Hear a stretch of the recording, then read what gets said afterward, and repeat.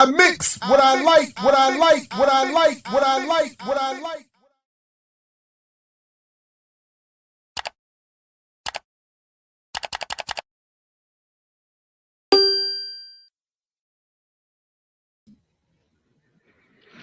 All right, what's up, world? Welcome to I Mix What I Like. I'm Jared Ball. Big shout out again to channel members and patrons who are going to get this first and are welcomed to this live. Jumping in and starting right away because there's a ton to get to that has piled up on my little docket on this Sunday morning. So want to get to it right away. But again, still trying to find ways to appreciate the channel members and patrons and to balance the two. So please let me know how you all feel this is that effort is going, and thank you all very much. So peace to those who will get here for this live, and again, thanks to those who will see this later. Thanks to you as well. But like I said, I got to get going because there's so much to get to, and don't have all the time in the world. Um, so let's go. Let's go on this wonderful Sunday morning. uh, just in case, because I know members are welcome to this live, but just in case, or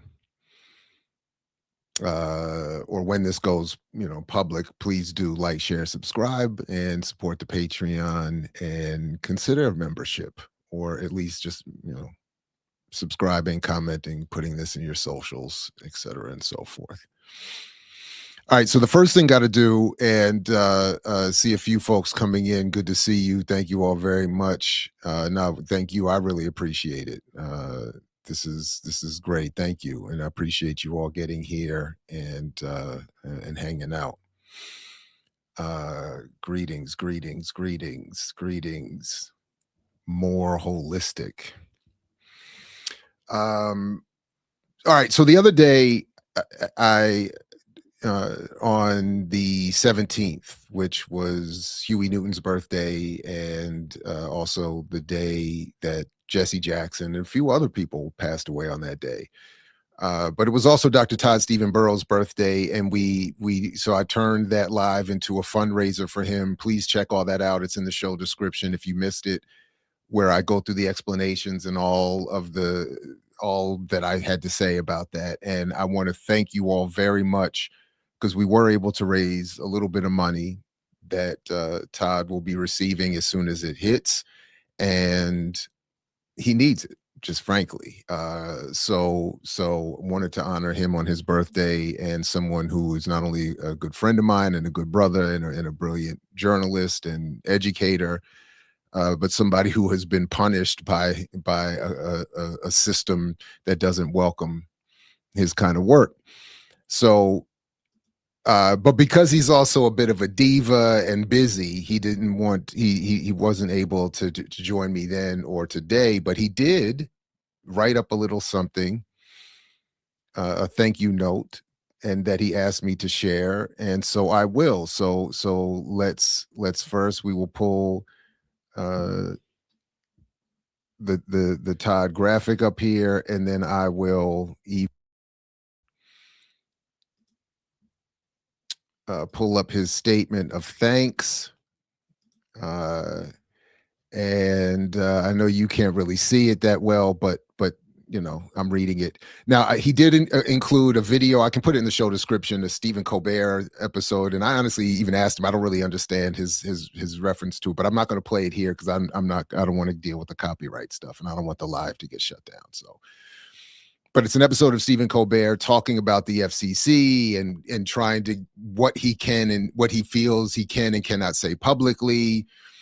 And I think Todd but he's always welcome to come back and clarify that.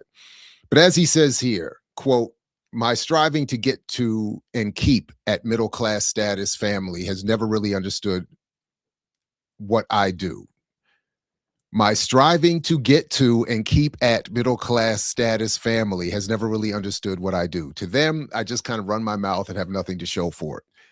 Unlike, say, Stephen A, they don't know they don't know about or watch any of these YouTube videos. A reality I have never been more grateful for now that I've been telethoned. But hey, if Dawson's family is drowning in the creek, amazing Baraka piece, right? And he's referencing the Baraka essay that I read from regarding Jesse Jackson, and my favorite line making the point, the slave and the slave master both can't be right. And it was Todd's idea that I read that on Jesse's birthday, and it was kind of like a perfect, I think, way to both in some way commemorate, but also look at honestly the with criticism critically the life of Jesse Jackson. But anyway, continuing, quote, I begged Dr. Ball to do it, and I'm glad for all of us that he did. It was one of the many pieces that made me a writer. Other mostly 80s hits include Brothers by Sylvester Monroe, Black is the Color of My TV Tube by Gil Noble, the late great, and thanks to Todd, I got to meet him before he passed. The Price of the Ticket, James Baldwin's collected nonfiction, which is, I agree, legendary.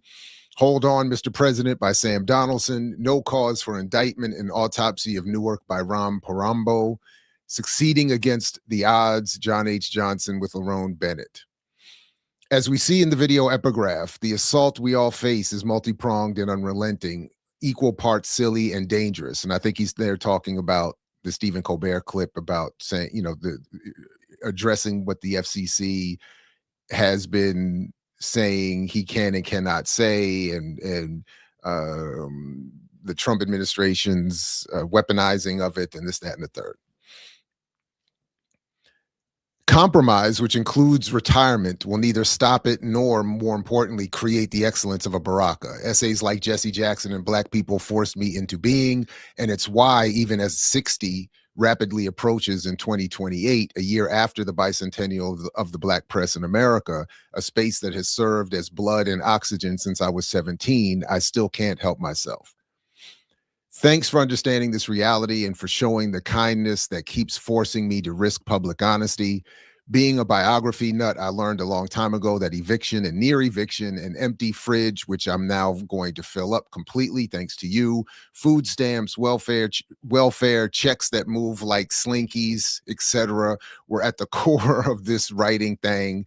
But I learned that as a semi-comfortable graduate student, when the days of modems, the brand new heavies on the radio, and actively pumping print journalism. So I thought I was watching the History Channel, not C-SPAN. What did John Henrik Clarke say? All history is current events. Unlike Dr. Clarke, we did not have to wait decades to get published or to get airwave access. Dr. Ball will talk to you about our brief peek into his papers at the Schomburg a few years back, so this note can have some historical value. And yes, we did investigate the Schomburg papers of Dr. John Henrik Clarke. Todd gave me a bunch of papers of Dr. Clarke's works, and to his point, it in many ways was a historical recounting of the difficulty of getting published and the difficulty of reaching any kind of airwaves. So I think I get his point. So it's important that we say something true out loud so the youngins will know, always and forever, even if we can't hit that falsetto and make the quiet storm. Always and forever. So more will come from me, Dr. Ball, and others because it has been made mandatory by the large, dirty footprints of Das Boot. All right, so thanks to Dr. Burroughs, and thanks to all of you for your support of Dr. Burroughs. And please check the show description if you missed that live. And feel free. We're in the link in that show description. Todd's PayPal is still there, so if you are so inclined and able, please do drop him a couple of dollars. All right. All right. In no particular order, I'm just going to go through a number of things that folks have sent. Thank you all very much, and then get to a lot of different things today. Some Epstein stuff, some Black Jews stuff, some Bitcoin, HBCUs, Latinos, Black Studies, Spike Lee, Mark Barnes, DC club legend, was on Earn Your Leisure. The rapper La Russell. We got fake pan-Africanism. The CIA constructing a war against liberation theology. Some hate from museums. Lyor, Cohen, McDonald's, and black capitalism. The war on journalists, although I'm probably just going to skip that and do look at this Onyx investment thing. We missed the anniversary of a famous takedown of Dr. Boyce Watkins. Maybe I'll revisit this. I might save that Robin Kelly in 1930s activism. This is going to get to be kind of a long, and then I have now 3 movies to share with you that I've watched, continuing this letterboxed starter pack of Black civil rights films. So got a lot to get to. So let's just keep it moving. All right. So this one, trigger warning, gross, disgusting, but so Todd actually sent the email, Dr. Todd Stephen Burrows, that is, which was from the legendary Richard Prince's journalisms, the Black journalist, sort of news aggregator and reporter. And this was one of the stories that journalism's covered this week. And so I just went straight to the source here for it, but did get it through journalism. So salute to Richard Prince.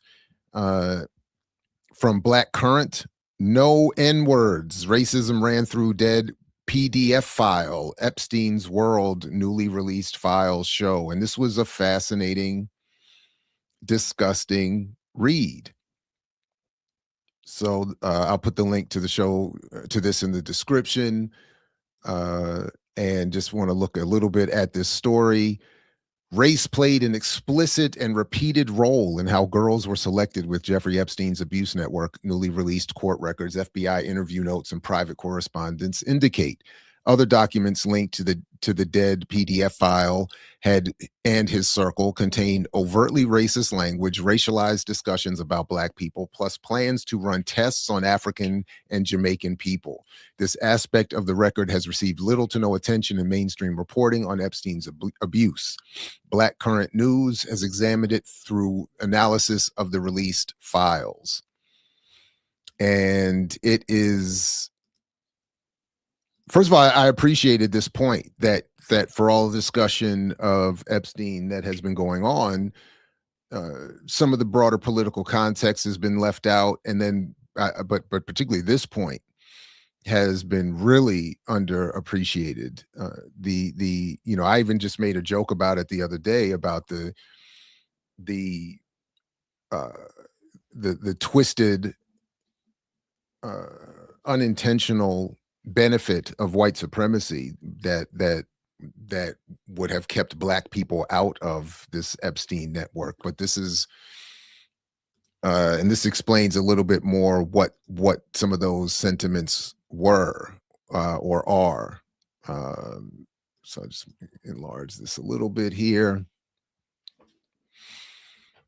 And of course, we see Clinton with Ghislaine Maxwell. In sworn testimony before a federal grand jury, a teenage victim, a girl who's understood to have been recruited by Epstein and later pressured to find other victims for him to abuse, told investigators that she had made a mistake by bringing a Black girl to his Palm Beach home.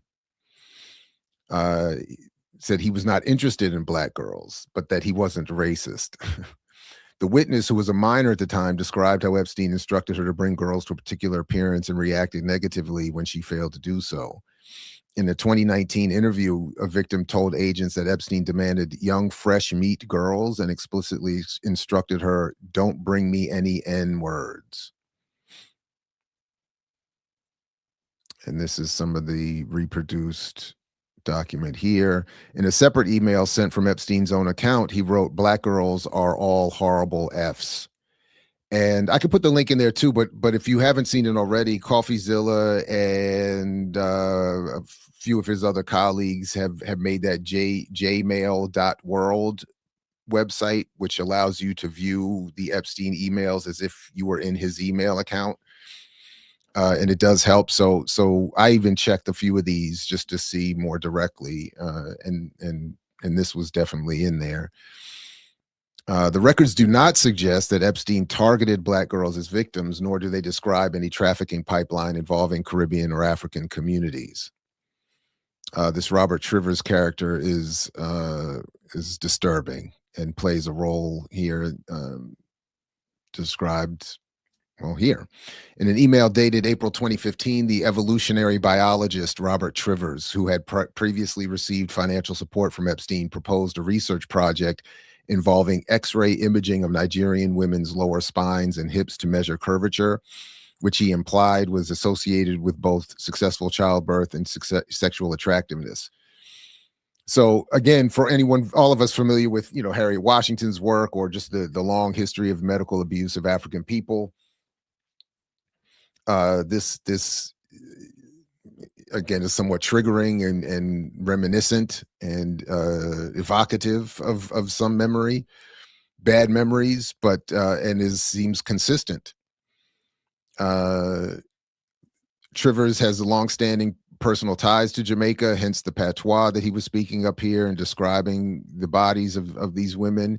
He spent around 13 years living on and off the island, owns property there, and has reportedly been married twice to Jamaican women. I feel terrible for them. And this is the email that they're quoting from here. Trivers also wrote that Nigerian women have the shortest interbirth interval of any women, referring to the average time between one birth and the next. Trivers, a white American man now in his early 80s, used this claim within a broader theory of sexual selection, suggesting that more frequent childbirth would be associated, in his view, with a stronger reproductive pressures on the body and more pronounced spinal and pelvic curvature. The email does not indicate that such a study was ever carried out, nor does it identify any participants. Talks about measuring their knees, looking to create the world's first elite human sample for genetic analysis. Other correspondence shows racist assumptions being dressed up as health considerations.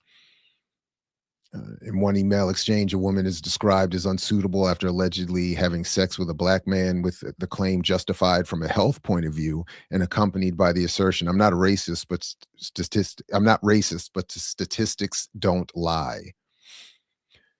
They do, actually. If you're a bad scientist or researcher, or so biased that you skew the numbers and the data and misread and take out the context, of course, statistics can lie. The documents vary in form, ranging from emails to interview notes, and are not tied to a single incident or allegation. Taken together, the records point to a consistent pattern. In parallel, private correspondence linked to his wider circle reveals racialized thinking about Black bodies framed through the language of biology, measurement, and reproduction, and echoing traditions of colonial racial hierarchy, scientific racism, and eugenic thinking that reduced Black people to biological traits rather than recognize them as individuals. So...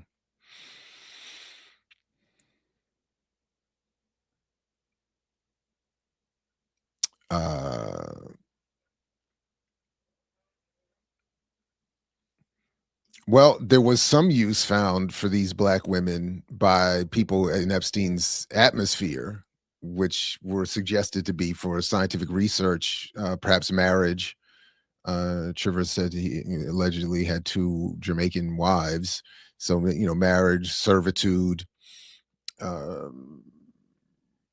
debaucherous,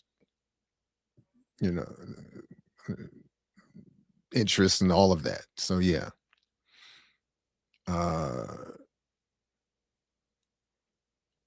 Yeah, it is some Dr. Moreau nonsense. This is revealing. I mean, I don't know. I mean, they seem to only do that with former British royals at this point.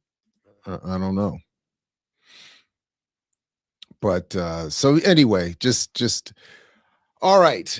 Moving right along. So please, if you haven't seen any of them,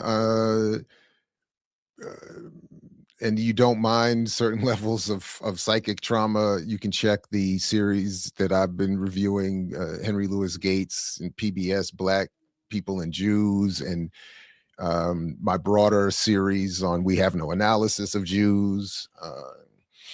And I've found a couple of someone sent me one of this one I think just came up algorithmically for me, but explains why I would want to do it. That is, create this, re-engage this series. And I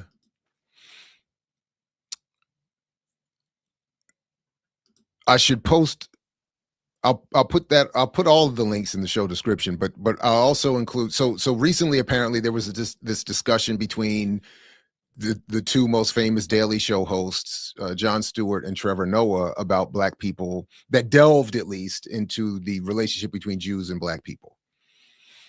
And I'm just going to play you a little bit of it, but it exemplifies exactly why I feel compelled to use my little bit of a platform to say something about this, because the approach is so liberally bad and surface level, and it explains why so much of the discussion that we end up with, even when these two who think, and I'm sure they in their mind they're well-meaning, they're doing the best they can, but the even with their well-meaning effort, and I'll give them that, at least I'll grant them that, what we end up with is I think largely useless in terms of how helping people interpret and understand all that goes into what creates these identities, what throws them into conflict, and then how that plays out. So again, I'm just going to play you these relatively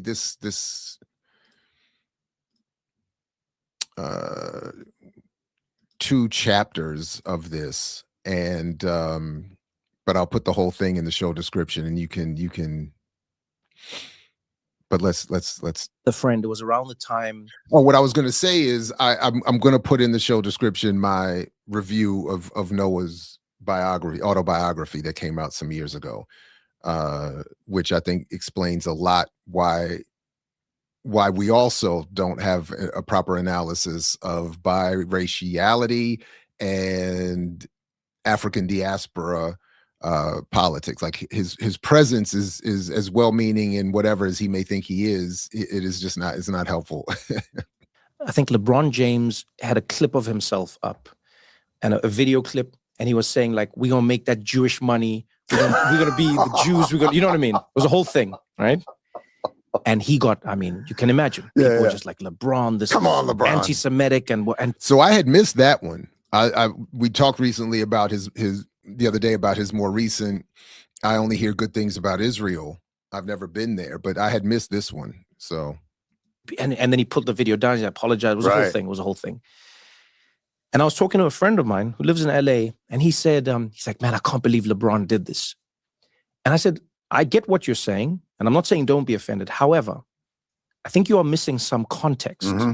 And some of the context you're missing is how Jewish people have been perceived, for the most part, not speaking for all Black people, by Black people. Sure. Because a lot of Black people have gone. So they mention context a couple of times in this, to their credit, but they never explain it in this, at least in the clip here. So I don't know to the extent they went on, and maybe they, after this clip is over, they went on and had hours of really intense and substantive conversation. I don't know. Somebody can correct me on that. But in this clip, they mention the importance of discernment and context a few times, but they never really explain what that is. And here the context is left at, why do Black people think this way about Jews? Well, again, the context that I'm encouraging we get to is how are Jews defined? How does that identity evolve over time? How are European Ashkenazi descended Jews placed in the particularly within the U.S. socio-political economic space?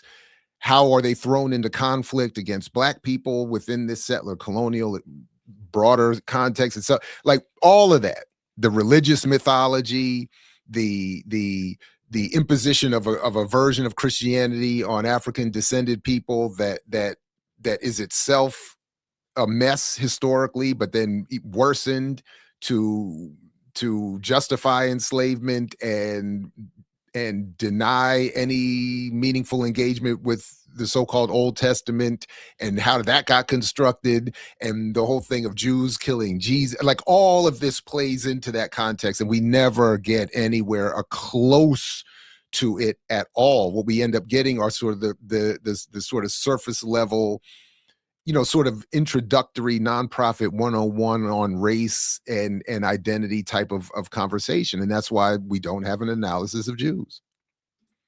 There is or only really anything else for that matter, but specifically here of Jews. one other group we know of who has also been enslaved, who has also... See, and then again, so he starts recounting why Black people fall into this trap of mythologizing what is already itself mythology.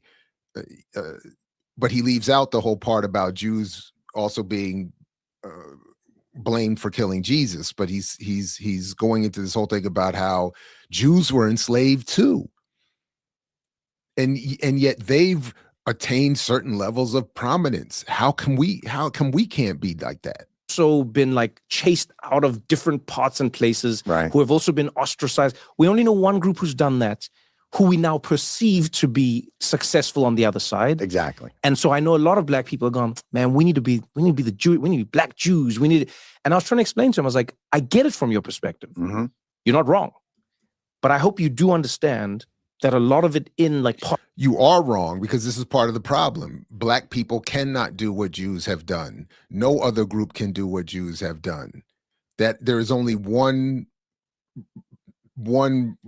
opening for that role to be played in this broader context of European imperialism. Jews got it. Black people can't be it. Neither can any other European group. And again, it has everything to do with this biblical history, the European history, So Black people can't do what Jews have done, nor should Black people want to do what Jews have done, because to do what Jews have done means you're going to be pitted against anti-colonial struggle, you're going to be pitted against the African and broader world majority.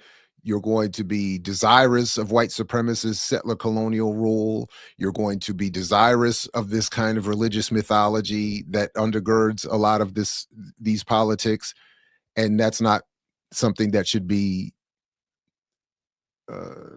that's not the goal. That shouldn't be something we look to emulate. Lots of hip hop and a lot of it in Black culture is when we used to get dressed on Sundays, and you would go to church, you always had to look good. Your parents would put you in your nice clothes. Right. Sunday and best. Kids in the township in South Africa would say, "Ow, utkogi Jewish," which means you're wearing your Jewish. And they said that because Hasids were always in like a... Right. And, we would grow up just be like, yo, these people are dapper, Long black man. coat. Yo, And again, apparently in his area, I'm sure this is not pervasive throughout all of South Africa, but this is sort of the problem that is similar to what we see in Black America here. That's the extent of the exchange. That's the extent of the analysis. How do they look? How do they act as we gaze at them from afar? And then we will look to emulate what we think they've done and what we think is going on over there, not understanding what that process is, and then therefore following along these kinds of empty lines of unreason and illogic. People are dapper. So got your hair on point. Go get Jewish. That's what I'm talking about. You know, so that context I think is important. But I think the main difference is, just go back a little bit. And again, so like, is there any discussion about why are Hasids there in South Africa? Why are Jews in South Africa? Why are Jews in certain parts of the United States? How did they get there? What was the history behind that? What is their relationship to those states? What is their relationship to those communities in struggle? Which segment of the community were in the anti-colonial, anti-apartheid communist wing, and which were supporting apartheid, and why?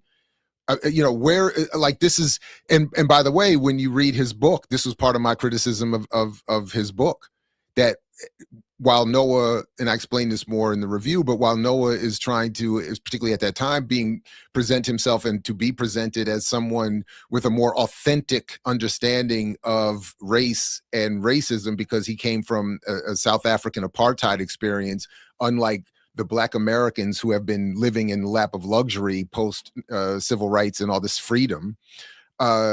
There's no in-depth analysis of apartheid. There's no in-depth analysis of the political economy of South Africa. There's no analysis of the freedom struggle. There's no discussion of Biko and Winnie and all of that kind of. There's none of that. So it's all at this same kind of surface level pablum. Some of it I experienced, and I say all of this with the caveat that I don't speak for everyone ever, right? But I did notice in the United States, there was a similar idea around Africa and African Americans, the motherland, right? So there was this idea where now, I know he doesn't say it here, and you can read my review and the discussion of it for more of my reasoning behind this. But as you can see here, and that context would help, I think, if you don't see it already, understand what he's doing here. He's doing it again. He's speaking down to and condescending to Black Americans who look to the African continent as a homeland, as a motherland, whereas he knows better to think of Africa that way, or to think that Black people in the United States should look at it that way. He is not a radical pan-Africanist. He does not have an affinity or particular appreciation or studied engagement, consistent engagement with those politics and history. So he's saying that in the same way. And what's important, to be fair also to Trevor Noah here, because I'm not playing you enough of this, maybe to make this current point more clear. Jon Stewart just has previously talked about him not seeing himself as needing. In fact, he says he looks critically at humanity's need for a homeland. So he's saying, I recognize I'm a Jew. My parents were Jews. My parents were Jews and all of that. He says, I've been to Israel. It's nice. It's wonderful. He makes the joke about, I can see why they wrote the Bible there, because it's so pretty, blah, blah, blah, blah, blah. They didn't. They concocted the theft and placed it there, but that's a whole other discussion. But but his point is, I don't think it's helpful for human beings to see some distant homeland as being central to their experience and to their current worldview. In other words, he's saying where I live now is home. So they're looking down. He's saying, and Jon Stewart says, I don't feel part of a diaspora, or I don't think I should be like, I don't like, he's so they're critical of this idea of diaspora. So that's where Trevor Noah is coming in right now, with this added piece of, but these Black Americans, I've noticed, they're still kind of naive They don't have the worldliness that you, this grand Jew, and me, this grand colored South African or biracial South African. You know, you don't, we have this broader view, these poor backwards Black Americans don't have, and others who think diaspora is important. They just don't understand. People would go, "You are not from here," right? People would say, "Go back to where you came from." That's right. And so a lot of Black Americans would go, "I will never be safe Yes. until I can go back to where I'm from." That's right.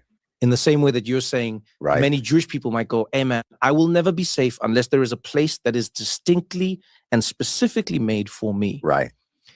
And then what would happen was, a lot of African Americans would come to Africa. And I think on the one hand, they would be shocked by how it's not home. Right.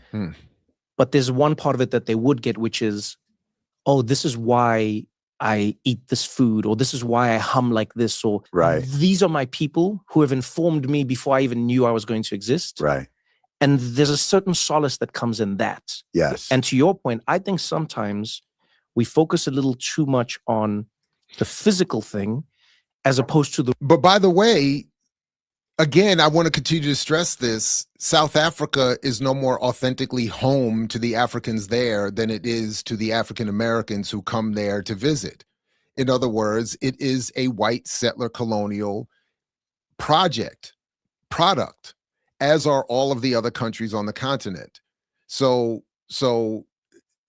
all of this question of authenticity and having this created diaspora and these created identities along the lines of European imperialism play a role in creating or fostering difference in distance beyond the geographical physical distance is a problem. Real thing. Yes. That's the culture. That's the thing that should never die. That's right. Do you get what I'm saying? And that's placeless. That's you can completely... put in your knapsack. Yeah. When you try, that's the thing people try to matter. wipe out, by the way. Right. And it's the thing also that, and when it mixes and when it creates something new and unique, beautiful, and it has so many colors to it. And it reminds me that so much of all this, when you say like, oh, they view Jews a certain way, or they might view Blacks this way, or African Americans this way. No one has discernment. And again, whites who say African American have no Black friends. For what they aren't. Your only discernment is for, like, I can tell, if I can look at Jews and be like, Sephardic, Ashkenazi, Reform, like I can break down. I was in. I love that. No one has discernment for what they aren't. You can't. It's the hardest thing in the world because it's hard enough to have empathy for what you aren't. All right, and then they go off into this whole thing. But again, they never really follow up or add any substance or politics to that. In some ways, that could be an interesting, even good point to start off with. That obviously we know our own groups better than we know other groups, and then when we operate off of projected stereotypes when dealing with the other groups. But instead of investigating what are the stereotypes, how are they created, how do they function, how do they survive, what are the realities, they just kind of have this kind of, hey, vibey, hey man, let's just be, let's think of the context, man. But they don't really, and they even say that let's consider our levels of discernment and consider the context, but then they never get into it. It just kind of goes back and forth like that for some time. So Robert Brown, my wife is from Kenya and I feel at home there, but starkly aware of the differences when I'm there. That is to say, my geopolitical identity is American. Okay, I get that.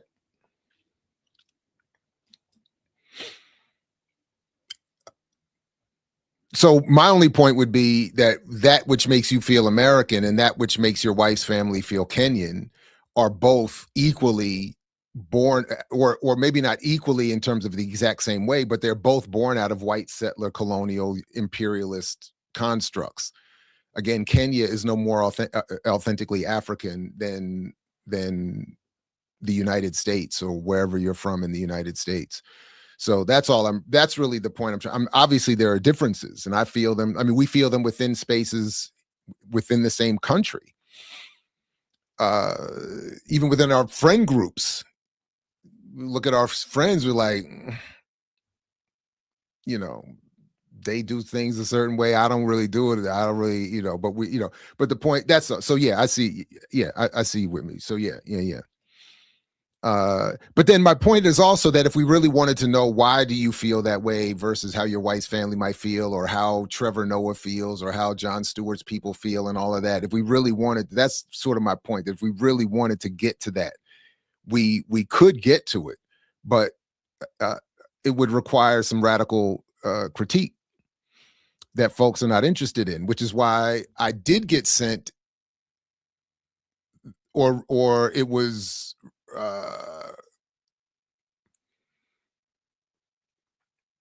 and then real quick before I'm just looking at my notes here. So in that discussion between Jon Stewart and Trevor Noah, they don't move beyond myths. There's no analysis, and then they at one point, Jon Stewart says something to the effect, he said, look, people are not malevolent. They're just confused, or something to that. And I was like, but there is malevolence out there. Let's not act like there isn't this context of hostility and violence and exploitation and weaponization of identity. And like, let's not act like that doesn't happen. And that's why we need more aggressive work to be done to reach some honest analyses that these kind of conversations don't allow for. Then I've made my points about discernment and context. And then at one point, they even say that this country, Trevor Noah says, as if, again, almost condescendingly, as if other parts of the world are different. But he said, America doesn't want context and doesn't want to give grace. And okay, maybe that's true. But then that's the point, though. If you're having this conversation, knowing that that's the reality, where are you in adding that context? And those discussions aren't doing it, is my point. We're not getting the context. Now that said, I do think I did get sent something that offers up some context. So, or someone in the comment section pointed this out.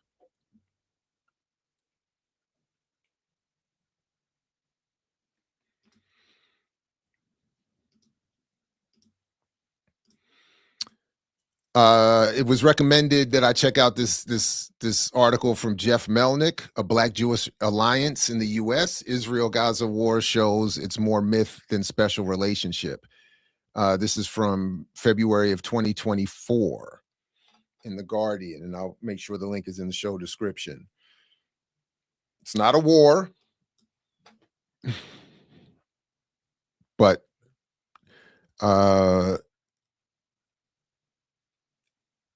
the short of it is, it has been an article of faith that Jews and Black Americans have a natural bond, but a Black-Jewish alliance is not, or at least not reliably, a thing. And Melnick, as you see, you'll see in a moment, is an Ashkenazi Jew and has written a book.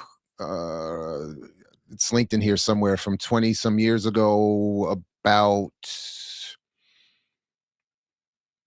I forgot exactly. Oh, about the lynching of Leo Frank and the Black-Jewish relationships there that surrounded that lynching, and what the lynching had as an impact on that community. I've not read the book, but that's his where he describes himself as a scholar of this history. But he does say here, but the Black-Jewish alliance, as it's commonly imagined, is not, or at least is not reliably an actual thing. The narrative is more of an aspirational idea of how the two groups should coexist in the U.S. And I thought that line was interesting because part of my critique is that, yes, it's aspirational from the perspective of a ruling elite who want those two groups to coexist only on the basis of these mythologies and hostilities, not on a legit mutual and particularly radical understanding of their overlapping histories. It suggests that because of some crucial moments of collaboration in American history, the two communities have and always will be in complete political alignment. This has never been the case.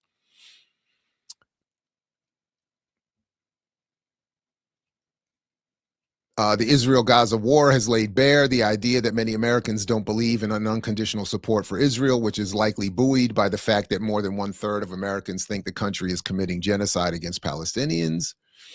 This disconnect between the myth and reality of Black-Jewish socio-political relations has led to excessive levels of disappointment and recrimination. Shortly after 7 October, for instance, the Wall Street Journal column equated Black Lives Matter activists' support for Palestine with anti-Semitism. The anti-Semitism of the BLM movement isn't a quirk, says the article. The social media posts and manifestos aren't coming from a few intemperate voices who can safely be ignored to advance some greater good. For BLM activists, the greater good is scapegoating Jews, destroying Israel, and exploiting racial division. African-American politicians and activists have regularly been attacked as anti-Semitic since the 1960s, sometimes because they demonstrably were. Who was the example that he gives here, by the way? I didn't even check this. Oh, of course. The boogeyman. The boogeyman. So disingenuous. But please,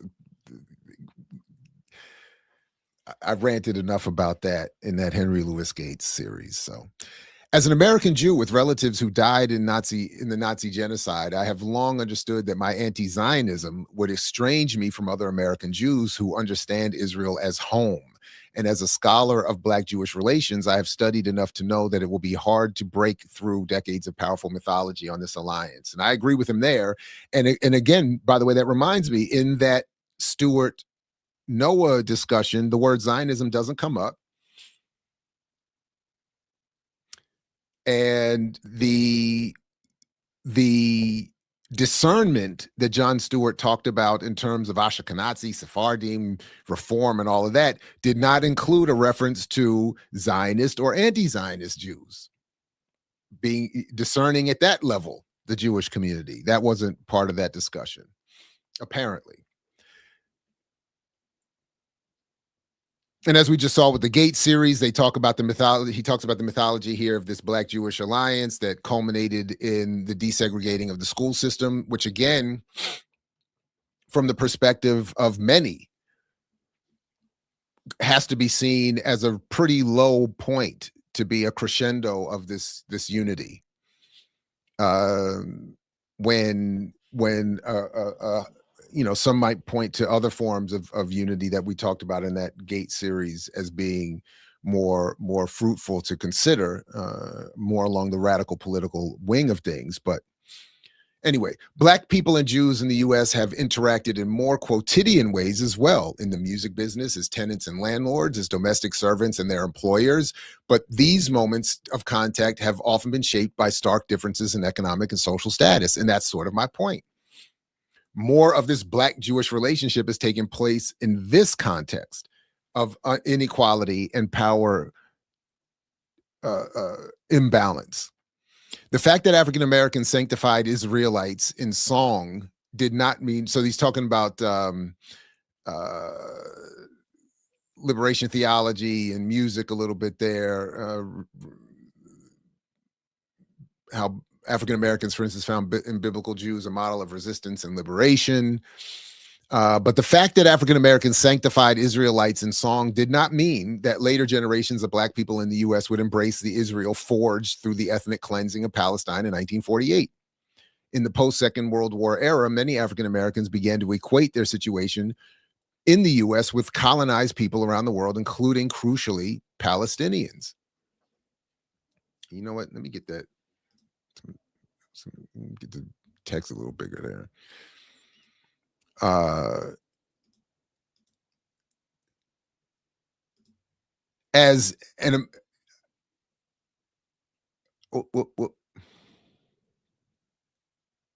Since at least the 1920s, most Jews in the U.S. have lived as white people, and the class mobility of Jews has, in the modern era, far outpaced that of African Americans.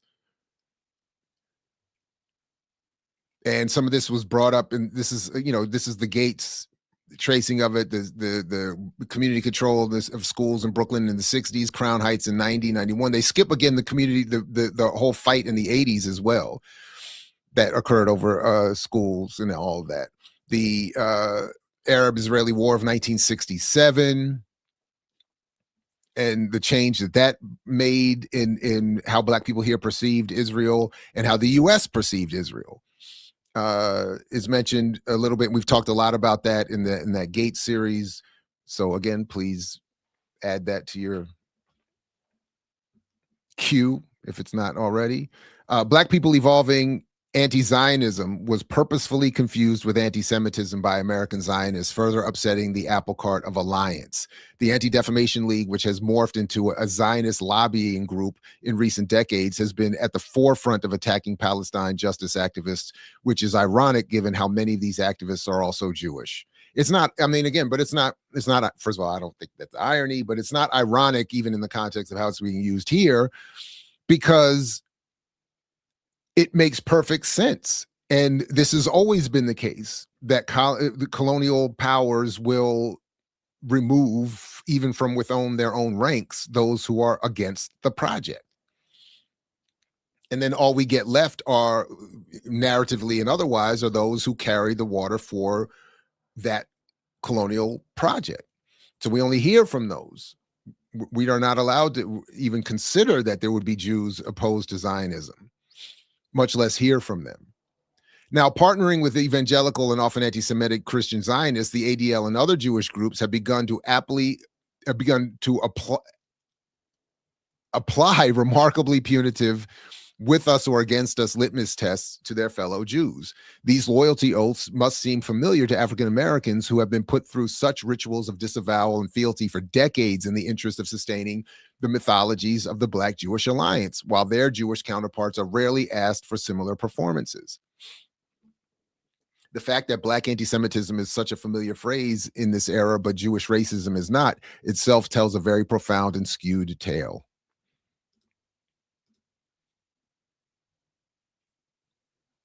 Now listen, that's called my boy. You know nothing about that. So definitely appreciate being encouraged to check out that piece. And again, these are, but again, just to the point, the Gates series on PBS would absolutely have, even if they knew about this writer, worked to not have them participate. In other words, Jews who would be critical of Jews in this way are not going to be invited to the conversation. And that's why, again, we don't have an analysis of Jews. And neither do Jews. All right. Okay, so this one I was looking forward to in particular because people be like, why do you go out of your way to be petty? And I'd be like, who said it was out of my way? It's directly on my route every single time. Petty-luya. And because money. You think I did this for money? I did this for credit. But you always for credit. Fuck my life. Fuck my life. I want the credit. The credit. You can't do it. Don't you tell me that. Don't you ever tell me that. I'm the producer of the show. If I didn't step up, you're nowhere. I put this thing together out of spit and polish. I'll tell you right now, for once in my life, I will not be pissed on. You hear me? I want the credit. I want the credit. Take it. Goodbye. So if folks remember, at the beginning of all that Bitcoin debate and crypto debate, and Bitcoin is going to save black people, and Jared getting dragged by all these black Bitcoin cryptogandists in debate and elsewhere and all this other kind of stuff. If one of the lines I kept working, because they in what's my man's name, Bitcoin Zay's book, Black Bitcoin in Black America, he's quoting, while they're condemning communists and Marxists and Leninists and radicals and saying, you know, Karl Marx is, you know, horrible, they're telling us to read Max Kaiser. Folks, I haven't seen him in years, but I used to, you know, see him doing economic reporting on RT and elsewhere, and he comes across as quirky and full of energy, and people think that he's, you know, got something to say, and he started, you know, becoming a Bitcoin enthusiast, and people and Bitcoin Zay and all these other cryptogandists were saying, look at Max Kaiser telling us. And remember, at one point in Bitcoin Zay's book, he quotes Max Kaiser as basically saying, if black people had gotten into Bitcoin at the beginning, that would have solved all of the generational wealth inequality problems facing the black community. So we were hearing all about, remember that? Remember that. I should have found the clip and pulled it up. Well, I just happened to see this discussion with Professor Steve Keen about the recent Bitcoin crash, and listen to what he had to say here. I always thought it was a classic speculative vehicle. I'm terribly upset that I didn't buy in the first place when I first heard about it. I imagine I could have bought about 1,000 Bitcoin when I was first told about it by Max Kaiser and Stacey Herbert, when they explained the logic behind it in terms of the way that the ledger is kept safe by 10 minutes of wasted computing time, calculating, you know, a string of zeros to get you to be the one who's the next successful miner. I thought, well, that's just not going to work, so I didn't dive in. My mistake. Okay, it went up dramatically. I wish I had benefited from that. But it still means that fundamentally, I think the ultimate value of this is zero, when people find that it will never replace the fiat system. And that's, I don't know that that's anything to do with what's happening right now. My fundamental reading of the ups and downs of Bitcoin. I just want to, in fact, I'm gonna reboot that. Because again, what is he saying? Max Kaiser told me back at the beginning to get in on this thing, and I should have done it, because I could have pumped and dumped like everybody else and made a whole bunch of money. But I've always known it was going to go to zero, and the crash that everybody's witnessing now would happen, and it's going to eventually continue. And it's because the value of Bitcoin is nothing. It doesn't do anything. And he says, and I'm going to play it again, but he says, when I looked at what what was I saying? When I was getting told, Jared, you just don't know you don't know the technology, you don't understand blockchain, and you don't understand, you just don't understand. I was saying, look, I don't need to be an expert in blockchain, because I can look at the method being claimed that will make people money, from the mining to the investment, to the exchanges, to this, to that, to the claims it's going to replace fiat currency and replace the dollar, but be also a hedge against inflation and all this other kind of stuff. And I'm like, none of it makes sense. And at the end of the day, there's nothing in there about redistribution to solve the problem of the collective. So I was just saying, it's so obviously some form of Ponzi, speculative investment hustle, bubble hustle. He said I would have listened to Max Kaiser and I would have gotten rich, but I also would know that I would have gotten rich by selling it before it went to zero, because it doesn't do anything. There's no value here. When I lifted the hood to see what the claims look like, it doesn't make any sense. And I was like, so I thought this was hilarious.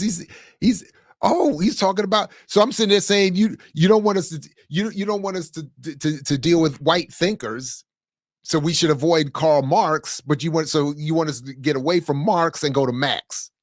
Nah. Nope. Nope. Nope. Nope. Nope. Nope. Into I always thought it was a classic speculative vehicle. I'm terribly upset that I didn't buy in the first place when I first heard about it.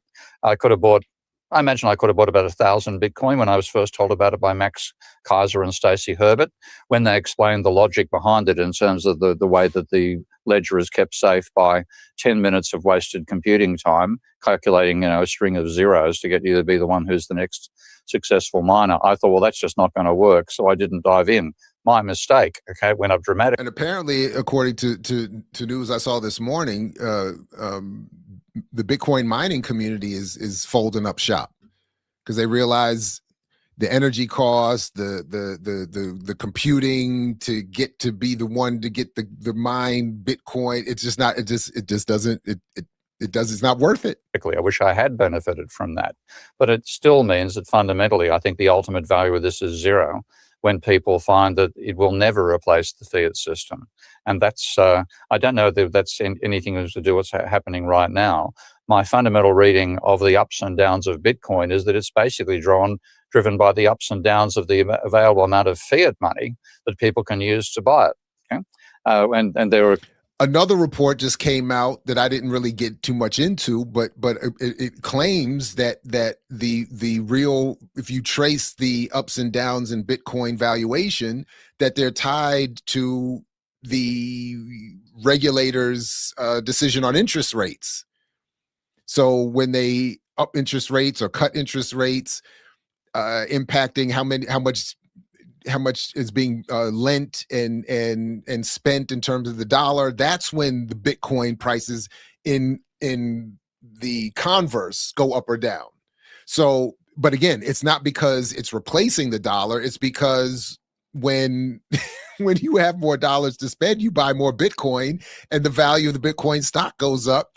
And when there's no dollars to buy the Bitcoin and people are selling the Bitcoin, the stock goes because they don't have dollars to use. So they're selling it off to get more dollars that they could use elsewhere. The value goes down. So I don't know if it's right, but I was like, that sounds kind of what he's saying here. The point being, both of them are saying the value of Bitcoin is not based on anything that has anything to do with what Bitcoin is actually being used for or producing in the real world. It's all speculative nonsense. Colleagues of mine, particularly a company called Applied MMT, which stands for Applied Modern Macro Technologies, not modern monetary theory, as you might think. But they've done a statistical analysis of the ups and downs of Bitcoin, and they find that it pretty much matches the ups and downs of government taxation collection versus spending. So he's saying the same thing. So he's talking. So he's okay. My bad. So maybe he's not saying something different. He's saying the same thing that study I didn't end up reading beyond the abstract was saying. So maybe he's going to. I didn't what are you paying attention this carefully after he dropped the Max Kaiser reference? So maybe he's gonna, let me just play this a couple more minutes. Maybe he's gonna explain what that article was ultimately talking about. When the government's spending a lot more than it's taking back in taxes at that particular time, then people have got extra fiat money they whack into Bitcoin. Yeah. When the opposite applies and government taxation is exceeding spending, which occurs at various times during the year, given the timing of revenue from farmers and when they therefore have to pay their taxes and so on, it tends to fall. So what you're really getting out of the ups and downs of Bitcoin is a record of what's happening on the fiat system, but it's the opposite of what people think. Rather than being something to replace the fiat system, it's being driven by the dynamics of the fiat system.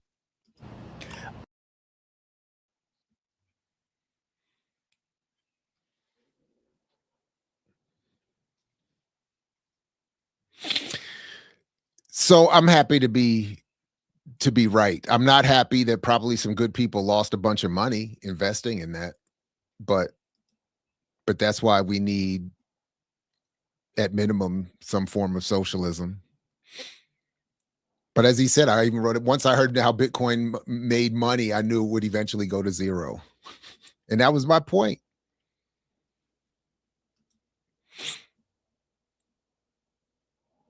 So, all right, let's see. Oh, this is disappointing here, but let's just keep it moving.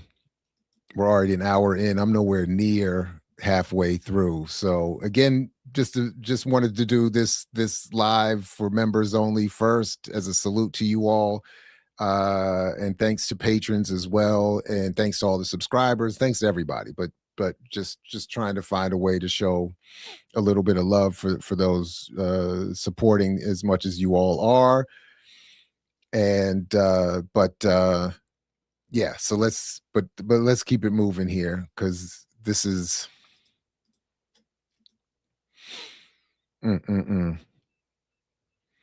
So NCCU marks opening of new financial education center. North Carolina Central University marked the opening of the Peggy Ward Financial Education Center. The Ward Center has made it possible through philanthropy of alumna Peggy M. Ward, who graduated in 1974. The Peggy Ward Financial Education Center is designed to expand access to real-world financial education for NCCU students in the Durham community. Again, everybody, real financial literacy is political power.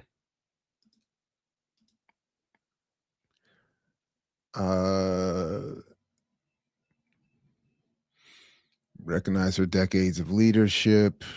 I was hoping it would say a little bit about who she was, or is, sorry, from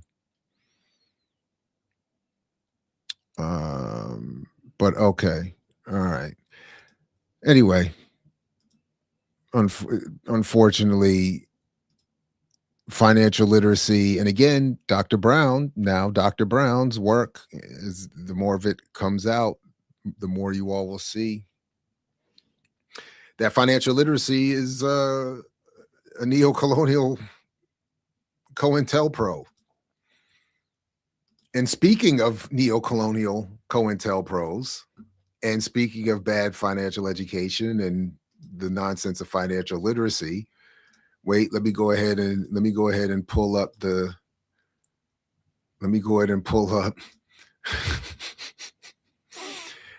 let's go ahead and what is John? Democracy fails first in the bank account, not at the ballot box. When people lack economic dignity, trust in democracy collapses. Economic exclusion is not accidental, it's structural.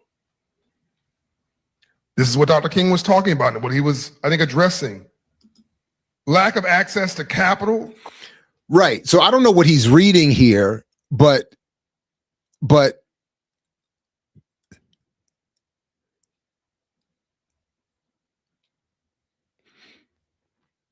so this is from Bernice King's Instagram, all right, daughter of Dr. King.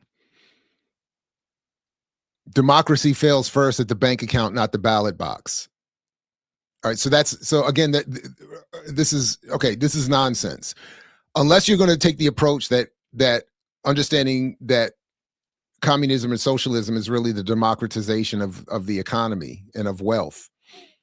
The idea that you need democracy in the bank and not the ballot box, as if one happens without the other, and that having democracy in the bank will then make the ballot box of some value, is exactly backwards and part of this financial literacy black capitalist hustle. It is also a hustle to say that pointing to a lack of investment as the structural problems inhibiting black advance and equating that to what Dr. King was saying is also false, because Dr. King was also very clear, as he said, as I've quoted many times in Where Do We Go From Here, black business and entrepreneurialism is insufficient, and that you would need, as Du Bois said before him, government involvement, which is socialism. So whatever hope Bryant is selling here is some nonsense. Bernice says, my good friend John Hope Bryant, founder, chairman, and CEO of Operation Hope, offered a powerful reminder at the beloved Community Global Summit that economic dignity is foundational to sustaining democracy. When people lack access to capital, credit, and financial knowledge, trust erodes. Economic exclusion is not accidental, it's structural. This is exactly what my father, Dr. Martin Luther King Jr., challenged us to confront. But not through financial education and literacy and and calls for investment capital. As John shares, financial literacy is civic infrastructure. No, financial literacy is colonial narrative imposition meant to convince Black people that they're poor because of some illiteracy and not because of the predetermined structural outcome of capitalism, which is what Dr. King was saying. We cannot create a beloved community without expanding opportunity and equipping people to fully participate in the economy they live in. Dr. King was not talking about expanding opportunity. Dr. King was talking about expanding the outcomes to benefit everyone. We don't need equal opportunity, we need equal outcome. And that phrase has been twisted backwards and used against particularly radical left as a narrative weapon to get people to think that we just need a chance, like James Brown said. We just need you to get out the way and let us do for self, which is nonsense. It's that Nixonian Black capitalism thing happening all over again. Credit and financial knowledge is how inequality is maintained. That's factually incorrect. Again, poverty is not the result of ignorance. Poverty is not the result of poor people just being ignorant of how the economy works. It is the result of the economy itself and its proper function. Financial literacy is civic infrastructure. No, it's neo-colonial imposition and psychological warfare and counterinsurgency. You cannot sustain a democracy where people don't understand the economy they live in. That part is true. And you, John Hope Bryant, and others like you are not helping anyone understand the economy. You are actively working to deny people an accurate understanding of the economy by telling them the economy can work for them if they get their mindset together. That's factually incorrect. Ambassador Young has a great quote: "To live in a system of free enterprise and not to understand the rules of free enterprise must be the very definition of slavery." No. It's the definition of being confused by false narratives of Black capitalism and entrepreneurialism and free market fundamentalism, the big myth, as Oreskes and Conway have written. So it is again, and it is also not a free market. It is living and existing within a free market likely means, for the overwhelming majority of Black and otherwise everyone else, means you're going to be selling your labor and being exploited. The definition of slavery is having no freedom, no human rights, and all of your labor and property exploited, expropriated, and wealth produced for someone else. The definition of slavery is more appropriate to the condition of most workers in 2026 than it is of some sort of vague state of ignorance that Bryant is trying to convey here to his unwitting and lied to audience. Democracy. So again, he just is wrong all the time, constantly, endlessly. And it's disgusting that Dr. King's children are helping promote that.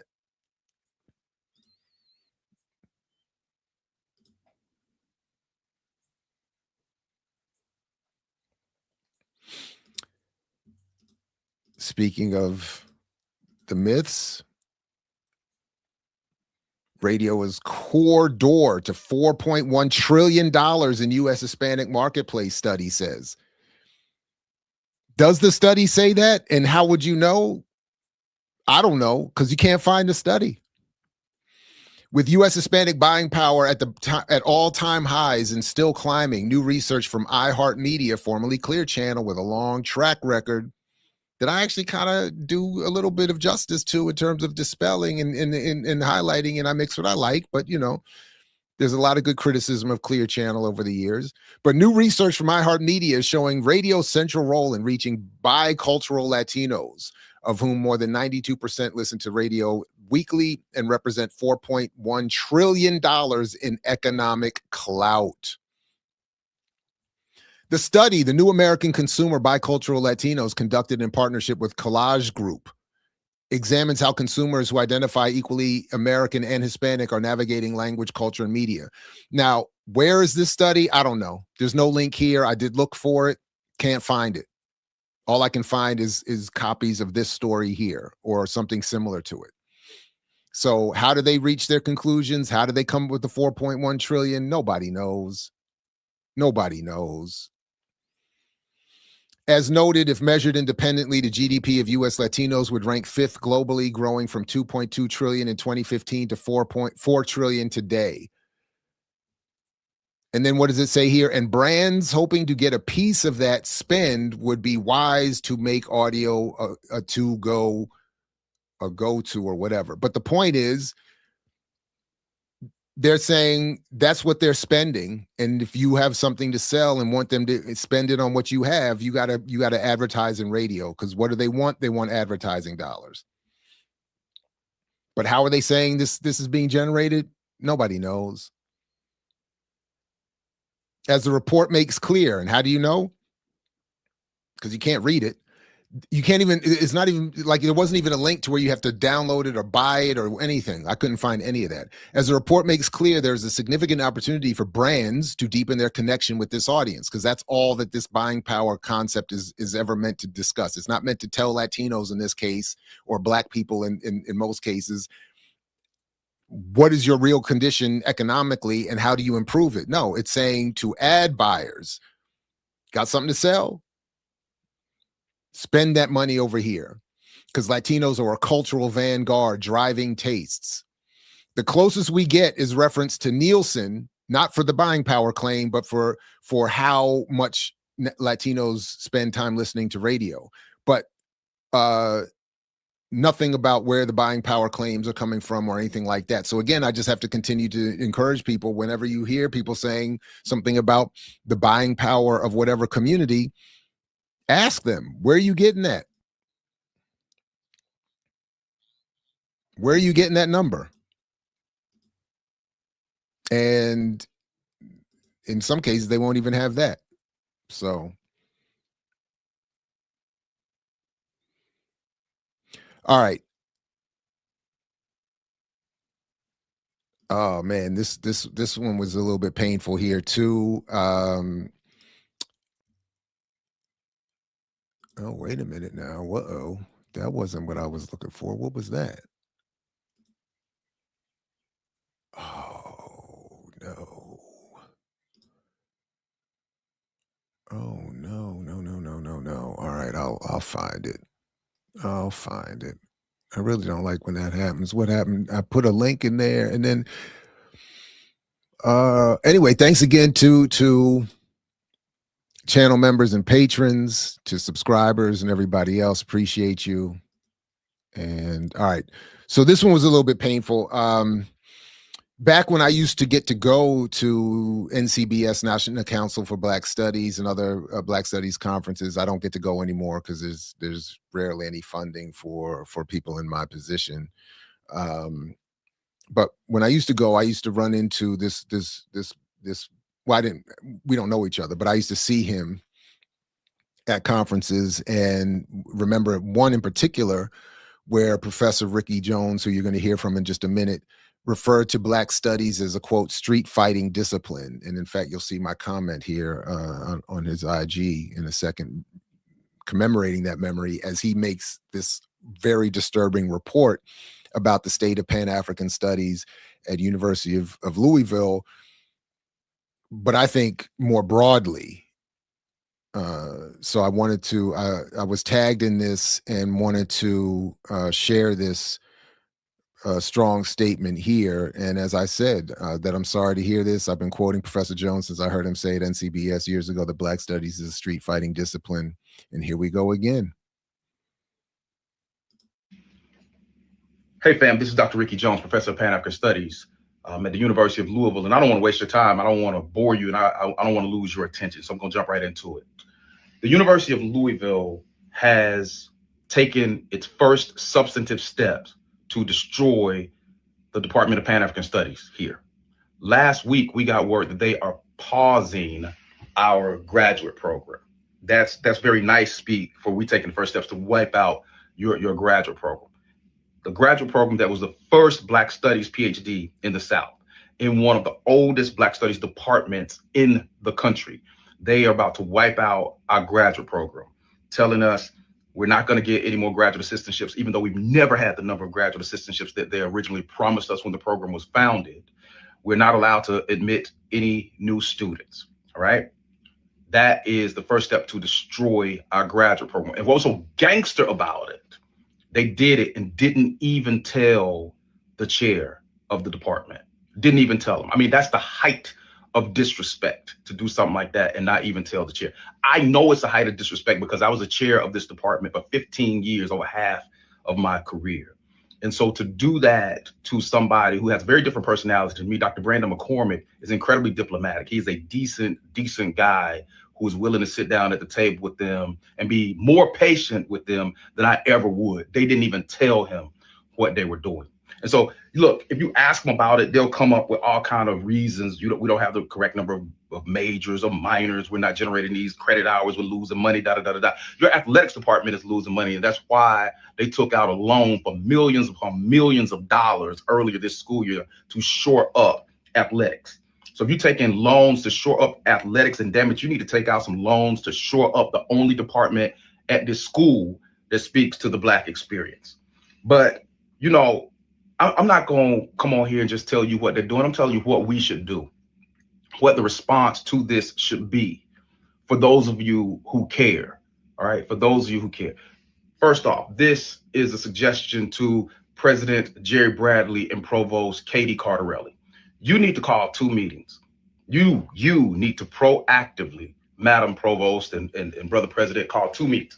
One, exclusively with the Department of Pan-African Studies, because it is the only department at your school that speaks to the Black experience. Sit down with the faculty and finally talk to them in the midst of the assault that's happening to us, from legislators in Frankfurt all the way to leadership on this campus. You have not done that in the last few years, and that's poor leadership, and that needs to be corrected.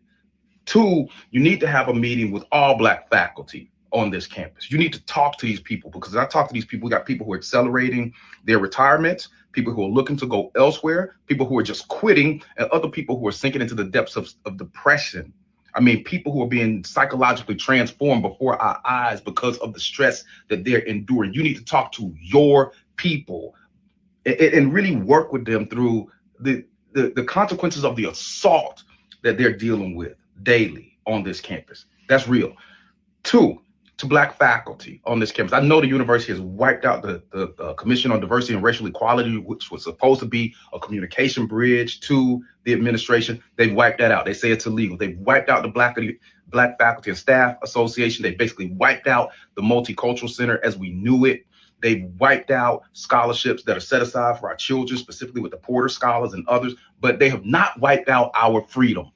Black faculty, we need to come together. We need to set up a meeting where we come together, talk, and first and foremost have a leadership audit and look at Black people who have been chosen by this administration and put in positions of influence, weigh and measure them and see if they come up wanting, if they do, demand that they be replaced. Oh my God, could we do that nationally? If we could nationalize what Professor Jones is calling for at his university, where Black studies operated had and I don't know to the extent that NCBS or ASALA or AHSA or ASA or efforts in those spaces haven't attempted this. I just would be unaware of them, but it would be so dope if there was a Black studies organization independent of the academic discipline per se, that separate from the conferencing and the papers and the research and the presentations and all of that, operated as a national and really diaspora-wide organization in defense of Black studies everywhere, that could make cause like this national that would include an assessment of leadership nationally, internationally, but throughout the programs that exist, that would coordinate those programs to the extent possible, to have some political unity, resource unity, perhaps even. That would be very dope, because this is variations of what he's talking about are happening everywhere to Black studies and throughout, honestly, throughout liberal arts. Stronger people who are going to speak for us at this point, because the administration generally will not speak to us. So Black faculty, you need to come together. 3, if the university does not change course in the way that it's handling Black people, and specifically the way that it's handling the Department of Pan-African Studies right now, I am asking that all Black donors to this school, pull your money. Now, I'm not a capitalist, but it seems that the only thing these people understand is money. No humanity, just money. So all Black donors, please pull your money and don't give any more until they start doing something right. Also, to non-Black donors, if you have any humanity and you care about what's being done here in the name of justice, equality, decency, pull your money and don't give any more to this university until they start doing something that is decent. To Black parents in this state and outside of it, if you have options, do not send your children to this school. If you have options, I understand some people don't have options. U of L might be free for you. Go ahead, do your thing. But if you have options, do not send your children to this school. Let me be as frank as I can. This school will fuck your child up. Don't send your kids here until this place changes course. In fact, I would encourage everybody around the country, do not send your children to any school in this state other than the HBCUs. And you better be careful of Kentucky State, because that's a public school that is also under assault by the administration, by the legislators in this state. Be careful. Don't send your children here. And lastly, this one's going to be hard. I don't know the situation at HBCUs over there, but it's just not a guarantee. It's not a given that sending or funding HBCU is taking a step in the right direction in terms of addressing what he's talking about here. That's just the sad reality. Ask all U of L grads and anybody who cares about the Black experience, boycott this place. I know this is hard for you, but until this university starts to speak to these issues, don't go to another basketball game. Don't go to another football game. Do not give them your money. Do not give them your presence. Do not give them your support. Don't go out there. I mean, what we should do is have these Black boys refuse to play sports for these people, but that ain't gonna happen. But I'm asking people, just like Black people did with Target, do not support athletics here, because these folks clearly think that the only thing that we worth doing is serving and entertaining. Don't reinforce that. So again, we need a hands-off Pan-African Studies campaign here, because these people are about to wipe it out. And they're going to give every excuse under the sun. And I'm telling you, I'm begging you, don't listen to it. So I talk to Black grads here and Black folk in the city, and they always say, well, you know, people would do something, but they don't know what's going on. Well, now you know. Every Black graduate of the University of Louisville should hear this and spread it. And you need to lock arms and come together and do something about your school, because it's killing your people. It's killing your people. That's it. I'm sorry to be long, but that was information that you needed to have. Please spread it. Y'all maintain, stand up and fight, because everything that our ancestors have gained in this place and other places like it, they're taking it. The question is, what are we going to do to keep them from doing that?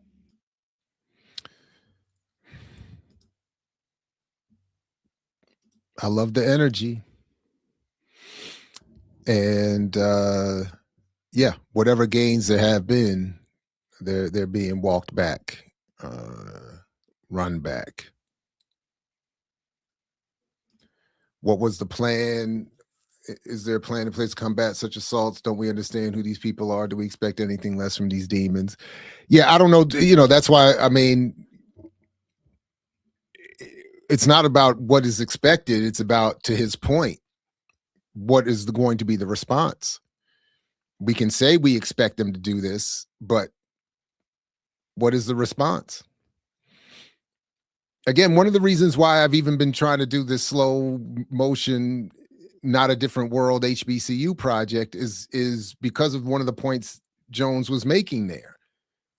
That one of the reasons why the Black community, and there are many, but one of the reasons why the Black community has not properly addressed itself to these HBCUs and other processes of education in and around their communities is because of the mythology around what is happening there and what can happen there. So and not the same, but not entirely different from what Jones is talking about at U of L, that the Black students that get sent there, they may not be thinking of it in terms of an HBCU, but they're thinking of it in terms of a way out. So the likelihood of challenging it goes down, especially when it's perceived that this is the only way that life is going to get better for me and my family, is to be at this university. So a lot of the challenges that need to be made and a lot of the efforts that are being made by a faculty really need to be supported by a broader movement. And that's why Professor Jones is making that appeal. The faculty can't do it by themselves. And it's not some ivory tower bougie thing. It's that faculty are not empowered. You know, he's just saying the decision was made around the chair even. So rank and file faculty. Whew. All right.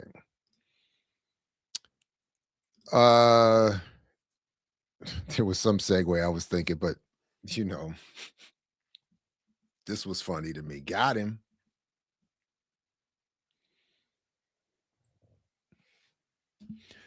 Official Spike Lee.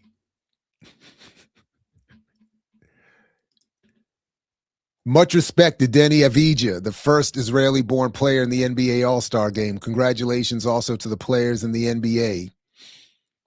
And I saw that this Israeli player, said he doesn't understand all the hate against his country. And remember, LeBron said he's heard nothing but good things about his country.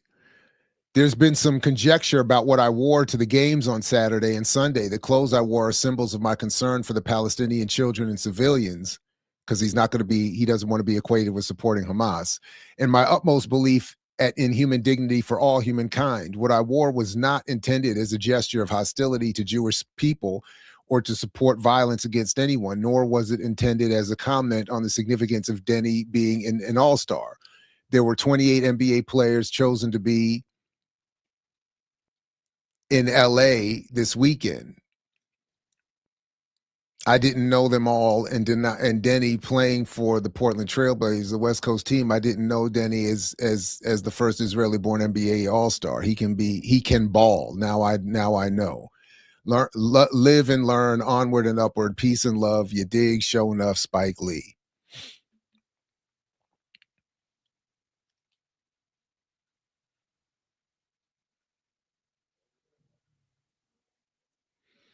And this is, of course, what he wore the other day that caused so much trouble.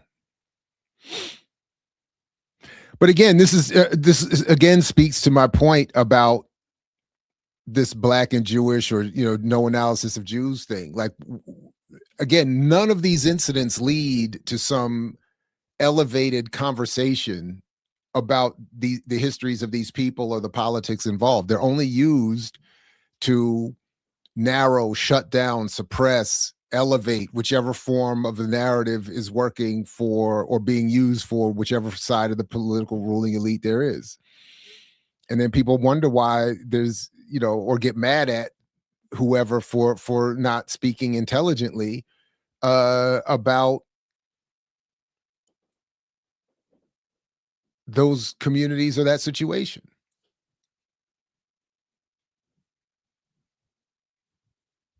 That is the genocide in Palestine.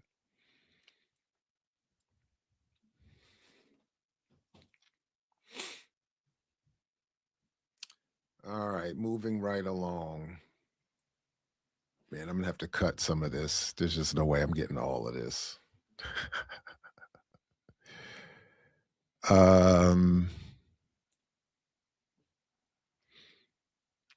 Let's see. Let me go ahead and do the. All right, so I'll put the link in the show description. I was invited the other day to a discussion about the attack on Black journalists and the arrest of Don Lemon and whatever have you and whatnot. And I'll put the link to that interview in the show description. On Dominique DePrima's show, it was a fun discussion. I appreciated the invitation. And one of the points that I was making in that discussion was something similar to the point we make all the time. Well, a lot on Saturdays with Renee, but just in general around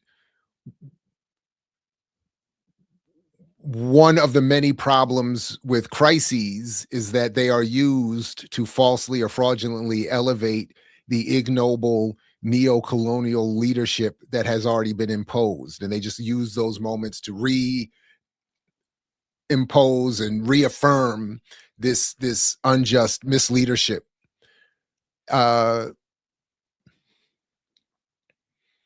And almost right on time, I saw this, let's see, that's not story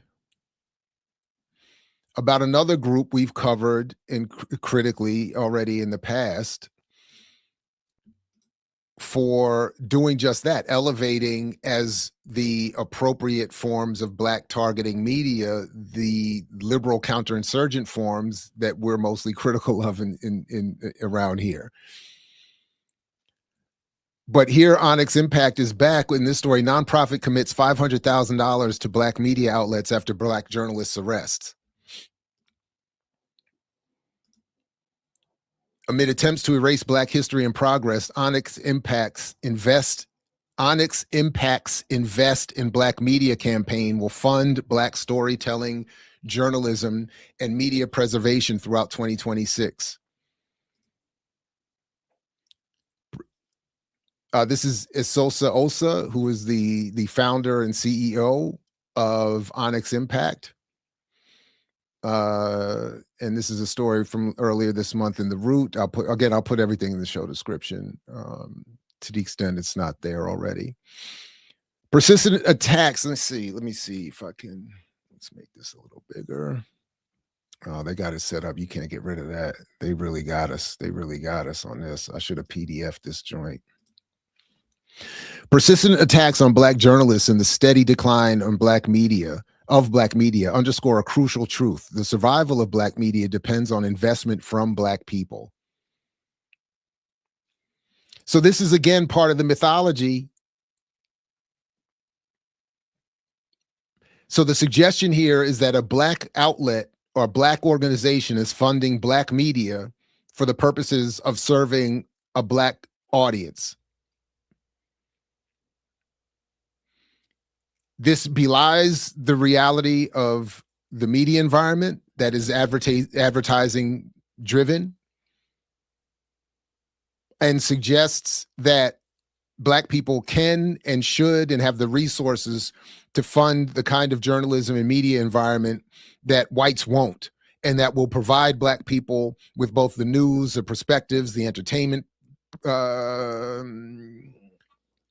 assumedly, that these harmful white outlets are producing. Because as it says here, for generations we protected our own when institutions failed us, and this moment is no different.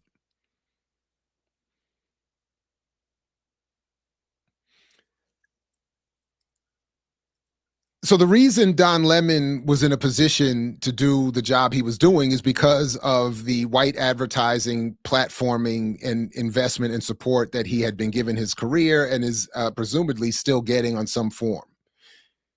The only reason we know of him is because of that. The idea that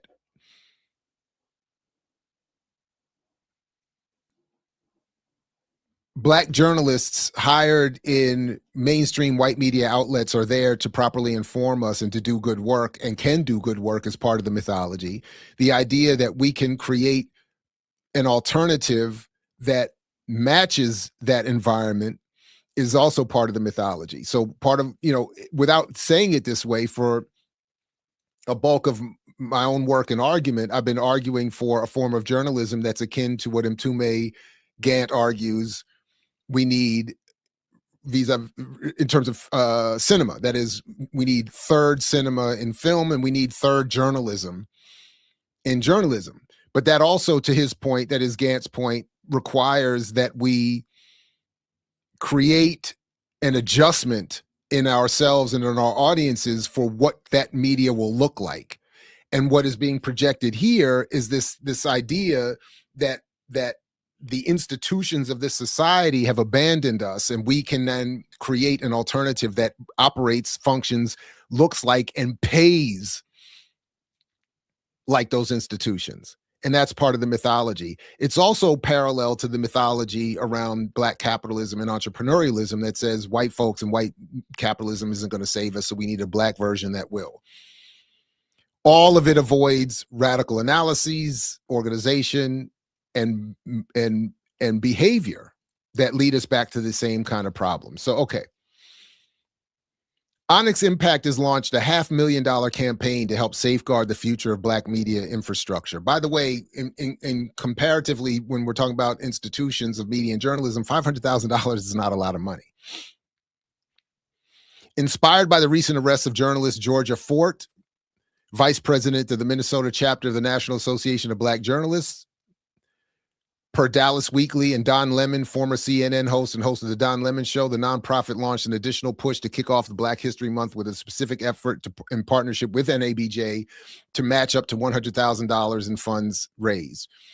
One of the problems with NABJ, as someone who I've not been a member, I won't claim that. I'm not an expert in the history of the organization, but I've been to a number of their conferences, have known, obviously, some of the journalists and people who work in those spaces, have reported and covered on those events and spaces. And I am confident and comfortable in saying that NABJ is primarily exists to get Black people jobs in mainstream commercial media. It's more about networking and promoting oneself and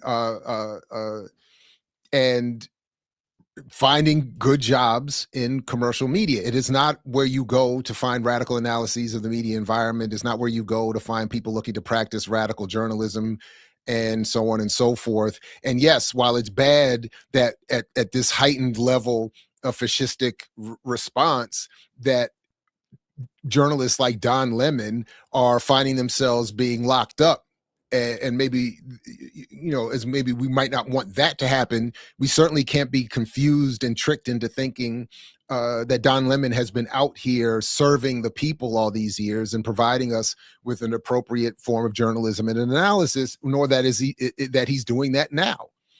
So no, he shouldn't get locked up for performing his journalistic duties, but the idea that we need to run to his support and that this effort here is somehow a worthy rallying cry or call or endeavor that deserves all this support and praise is also misleading and missing the point. So I don't pretend to know anything about Georgia Fort either, but admittedly I'm biased by her role in NABJ and suggest that probably means that she hasn't been involved in too much of the radical kinds of journalism that we need, but to the extent that she has, anyway, it doesn't really matter. The point is she shouldn't have been arrested, and Onyx Impact's initiative won't solve any problems. Okay. The initiative Invest in Black Media is a year-long campaign aimed at strengthening Black journalism across print, broadcast, and digital storytelling. Onyx Impact plans to invest $500,000 in 2026 to bolster the capacity and long-term sustainability of Black media organizations. This builds on more than $1 million the organization has already invested in Black media over the past 2 years.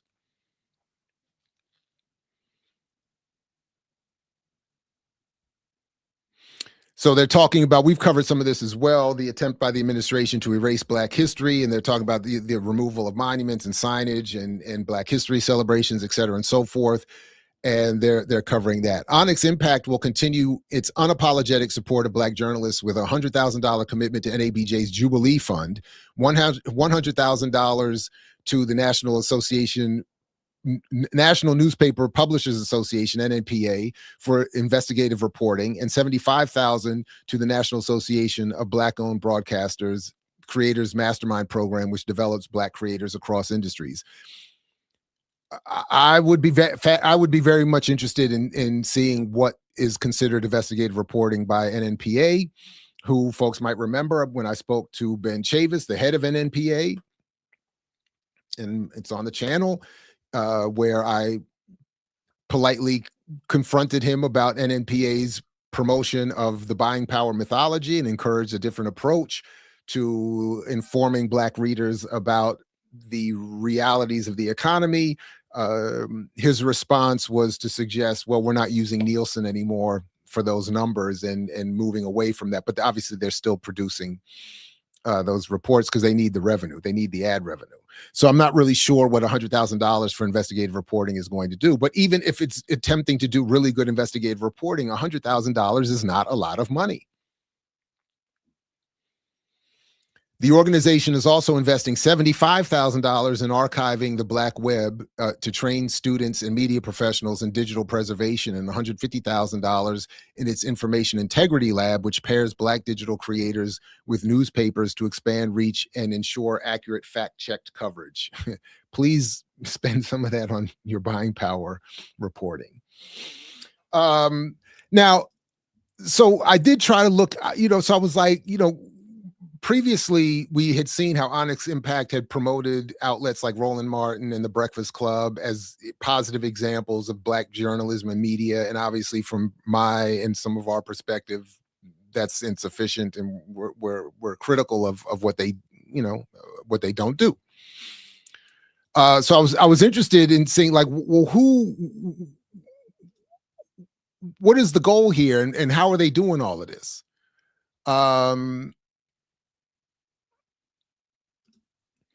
So I just tried to look into it a little bit. And one of the things that was mentioned was this digital green book, which is part of the Onyx project, which is essentially meant to function like the original green book, and showing Black people where online they can go to find Black-owned or at least non-harmful places for Black truth, protecting kids and culture. And they give you examples of where it's safe to go and who you can trust as a source, protecting the truth.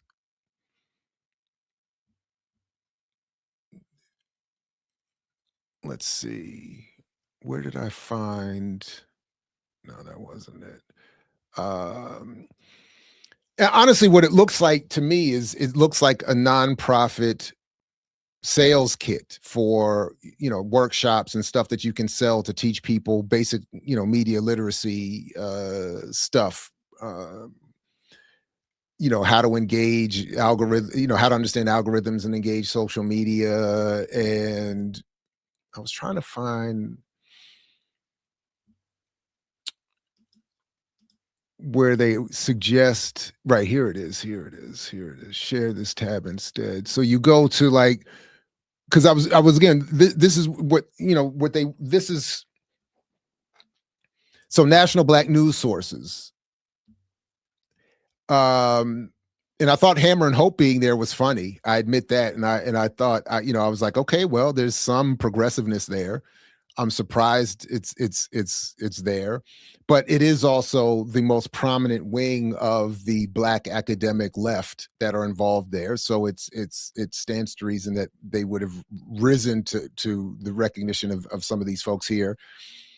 But in general, national Black news sources, the Griot, the Root, News One, Black Press USA, Essence, Blavity, Madame Noir, Black Enterprise. I mean, to the extent that even these are all Black owned, it's the Black business community, Black business class, Black entrepreneurial class for the most part, and outlets that I don't really equate with the kinds of Black journalism and media making that deserve even more support than they already get, and that are doing the work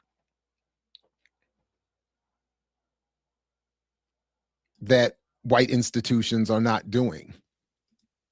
But I did think that was interesting. And I did also try to look at the finances a little bit. Now I'm definitely not Renee, and I'm not, so I'm very limited in my investigative skills. But I did look up their nonprofit expenditures for 2024, which was all that was available at this point. And I'll admit, so I'll put this, you tell anyone, I'm happy to be helped out here. So, but in just looking at this, I know I thought some things were kind of interesting. So it says here their gross receipts for 2024 was $4,248,825. All right. And it says in 2024, the current year, so in 2023, their contributions and grants was $350,000. And in the current year, their grants and contributions was $4,248,825. So I was like, well, where did that come from? That's a huge jump in 1 year. And I don't pretend, I'm not hiding any surprise. I don't pretend to have any, I don't know where it comes from. I'm not entirely sure. And I didn't get past this level, so I don't know where these, in other words, what were the contributions and grants? Where did they come from?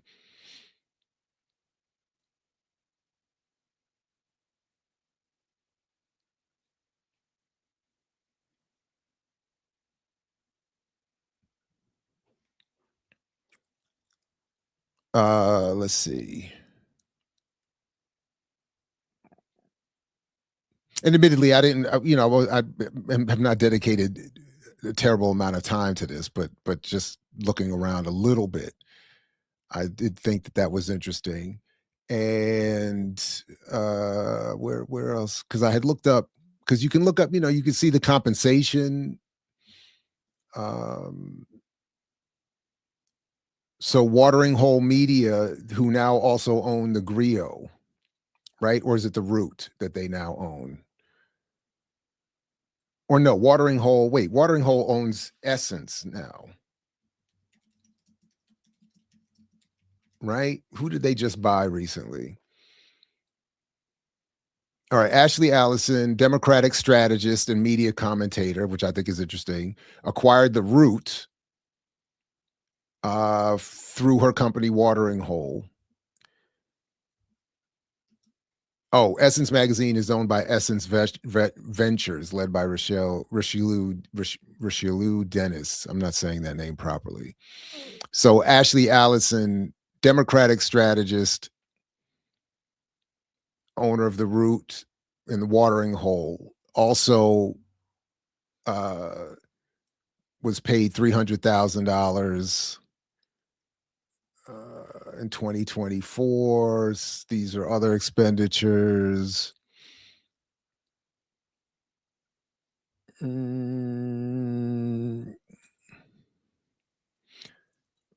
480,000 in grants, but again, I don't.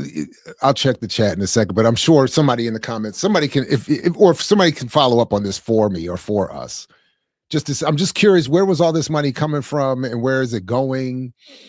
And maybe I'll just come back to this myself, because they made, she got, and then at some point you see the compensation, right?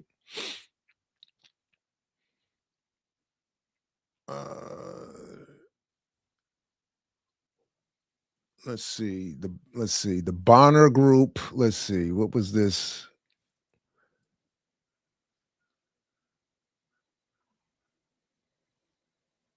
And Swing State Consulting.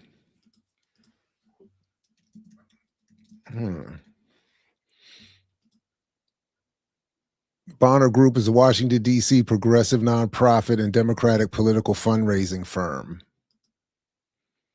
All right. And Swing State Consulting. Swing State Consulting. Political strategy, communications. Is a leading political and strategic communications consulting firm, is recognized preferred vendor of the Democratic National Committee. So this is like a Democratic Party. So is this saying, so what is this saying here? What is this part saying? Name of individual or fundraiser.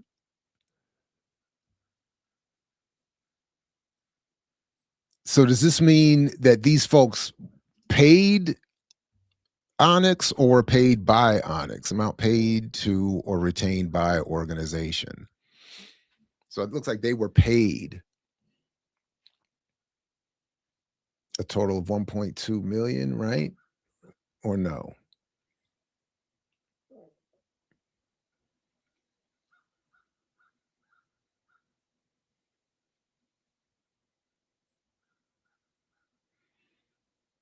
Compensation information.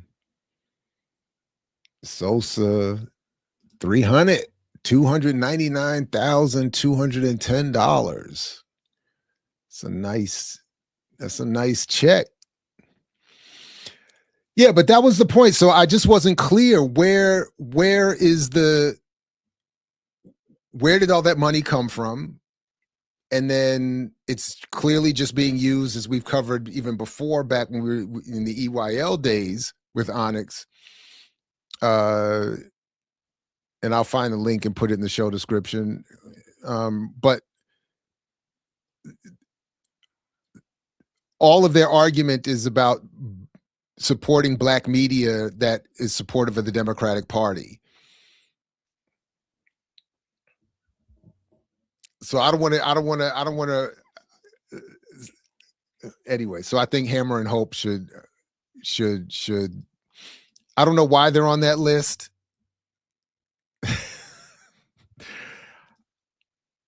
But I mean, we could, the benefit of the doubt, we could say Onyx found one decent leftist outlet. The other part is they feel like they're enough of it, that the people there aren't doing enough to encourage support for the Democratic National Committee. Because that seems to be, because again, Onyx had always been, they've been promoting the Breakfast Club and Roland Martin, all with the idea that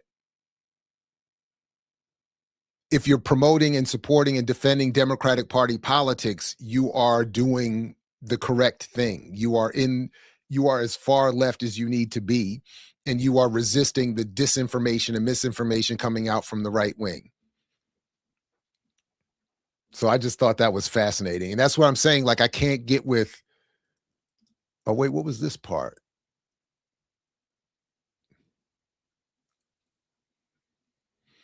So I have this under,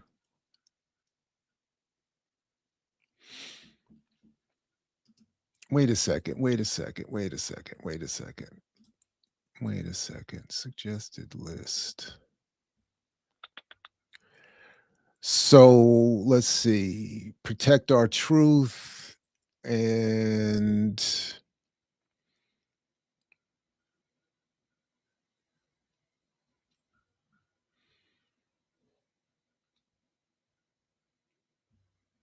just trying to, okay, this was what I also wanted to show, because this is also who they're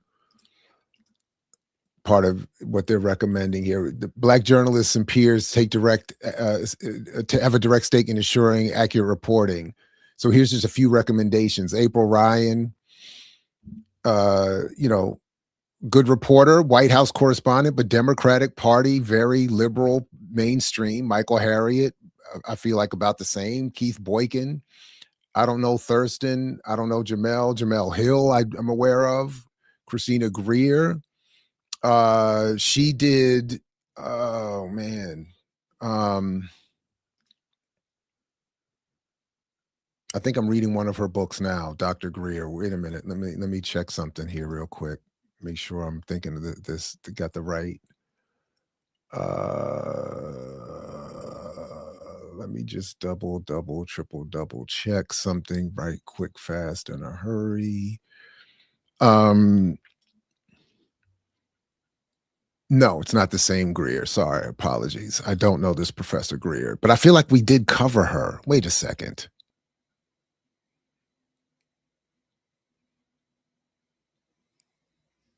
No, I don't think so. Sorry, no. Nope.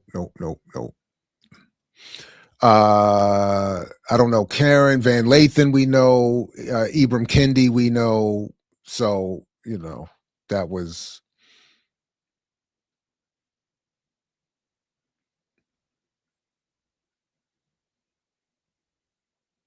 Now I'm wondering, where am I why do I have these other links under here? Did they, let's see. Did Onyx say something about, let's see. Let me just double check, because there was a reason why. I'm wondering why.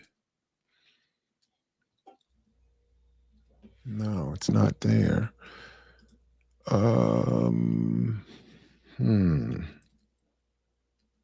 Not there either. Let's see. And not there. So where did I get reference to Citigroup? Because I'm not sure where and because I have this in my notes under Onyx, so I'm not sure where this comes from, but there's a city, you know, closing the racial inequality gap from Citigroup was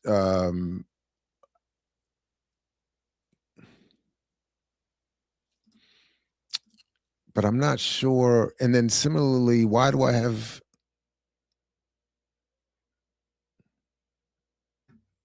my bad. I don't know why I have these here. City claims about the economy.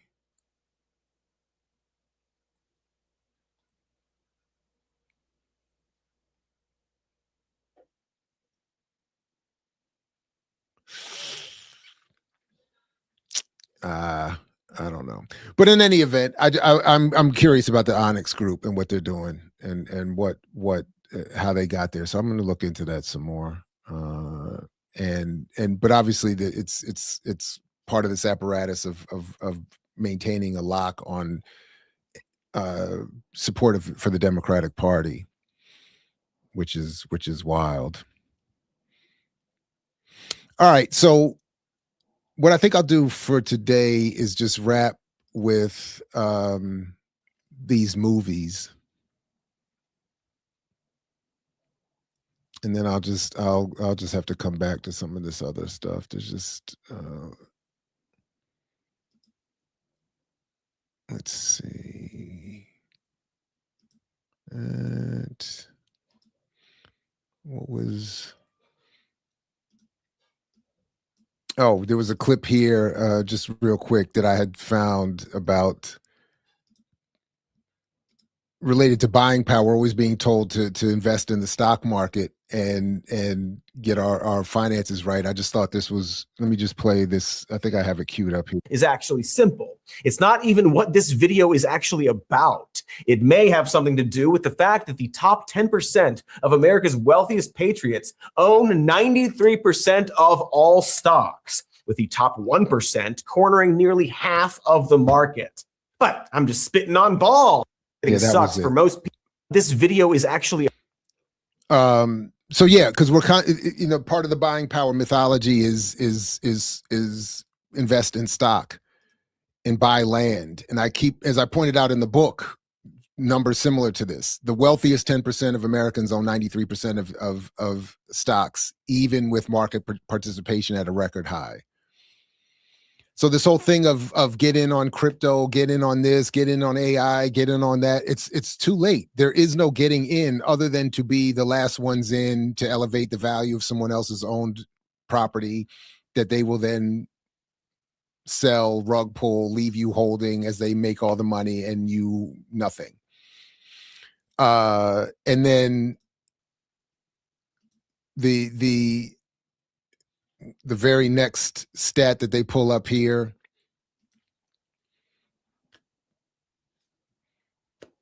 the wealth of the 1% just hit a record $44 trillion. So even if somehow even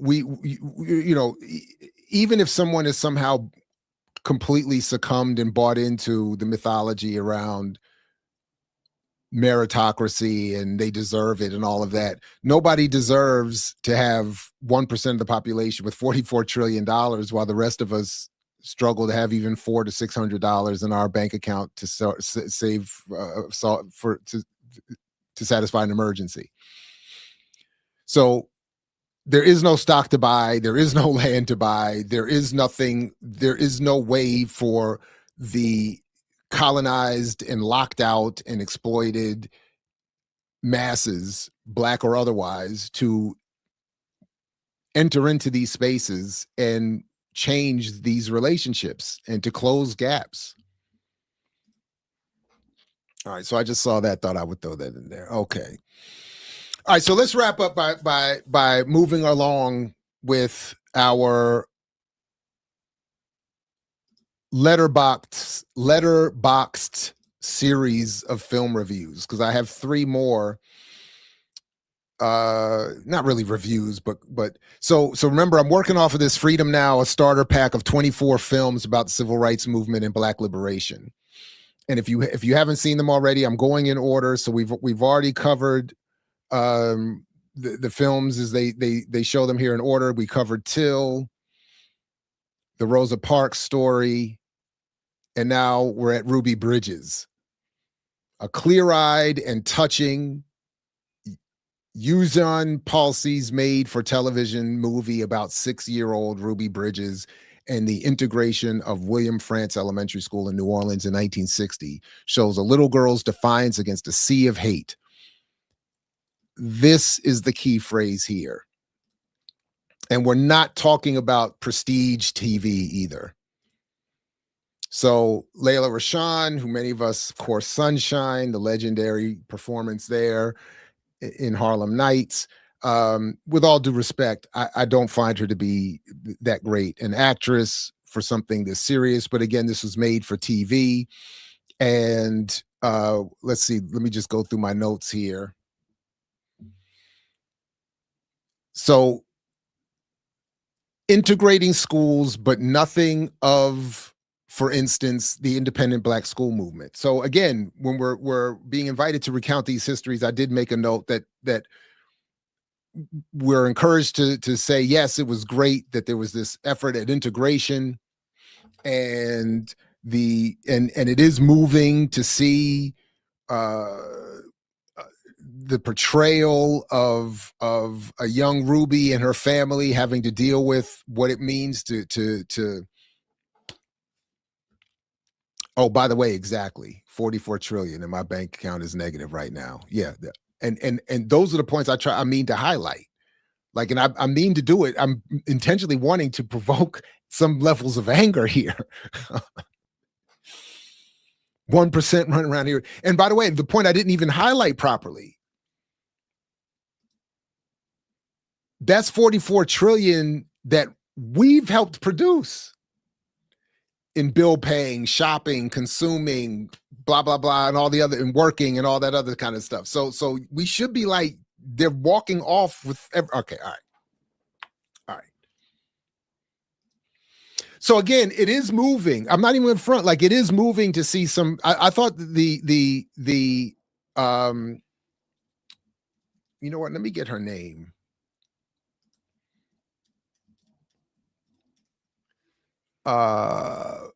Because I thought the actress Chaz Monet did a very good job as young Ruby. I thought Michael Beach, who we've seen many times before, did a good job as the father. Again, Layla Rashawn will always be sunshine and respected as such, but I don't find her to be that great an actress. Penelope Ann Miller, who I think most famously was the love interest in Carlito's Way, she does okay, but it's a TV movie. And Peter Francis James, who played Mr. Parks in the Rosa Parks movie, is in this movie also as Dr. Broyard, a civil rights activist doctor.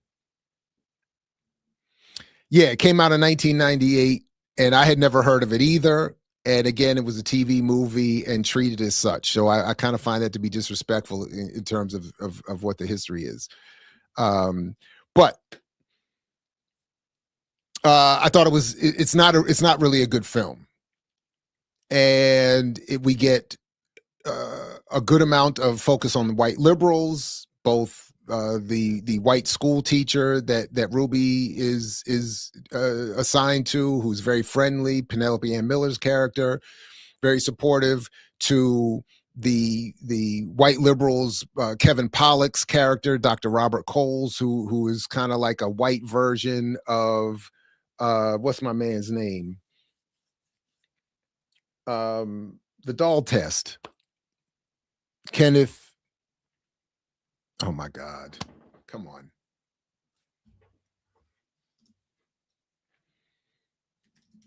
This is embarrassing. Kenneth maybe Clark. Goodness gracious. He's like the white Kenneth Clark. So we get a whole bunch of white liberalism in there, and it's like it's this silly kind of,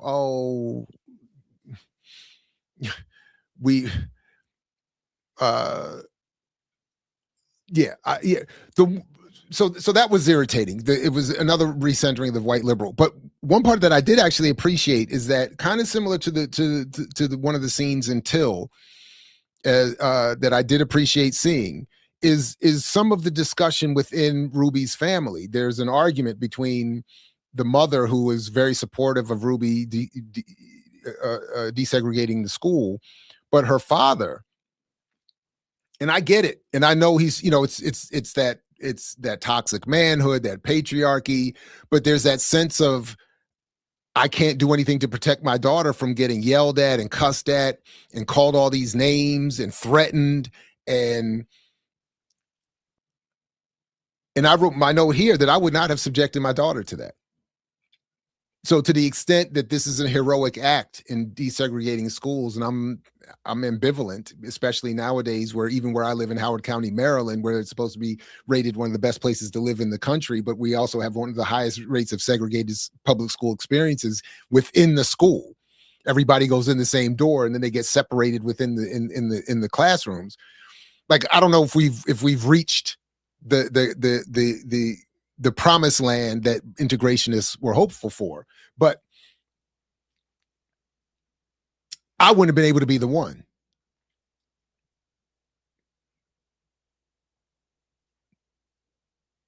There was that boy, what was it, a couple of years ago, that white boy rode his bike by and called one of my daughters a nigger. And I wasn't there.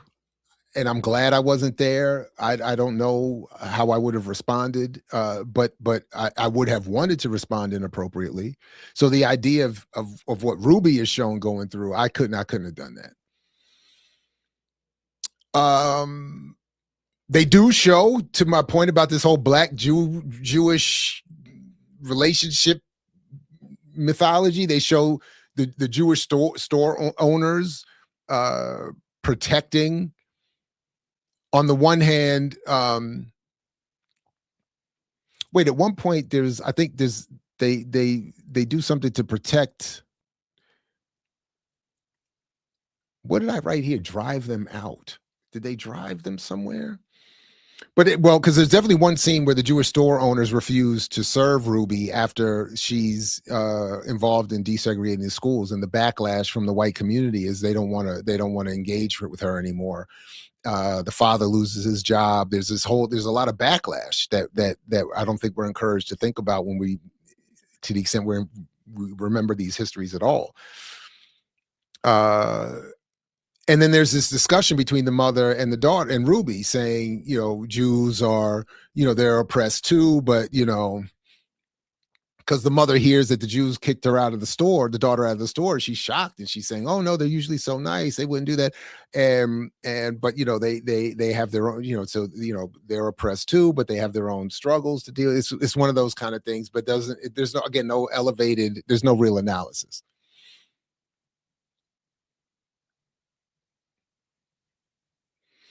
All the time with the white liberal therapist is an ad for the trauma of integration. Oh wow, yeah, that was my note.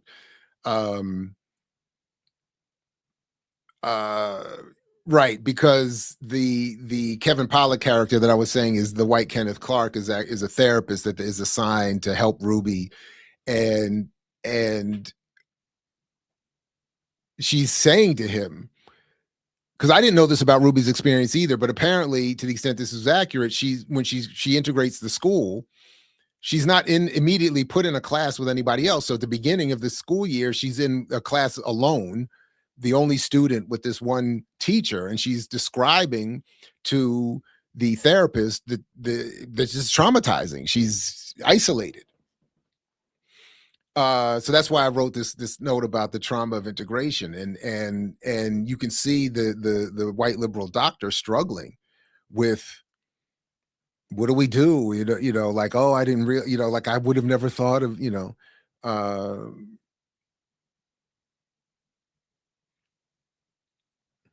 then I thought it was interesting. There's a scene where the black business community is shown as being angry at the Bridges household because of the loss of business due to white boycotts and white lack of support of black business, and even black people not supporting black business because they don't want to be associated with anyone causing a fuss.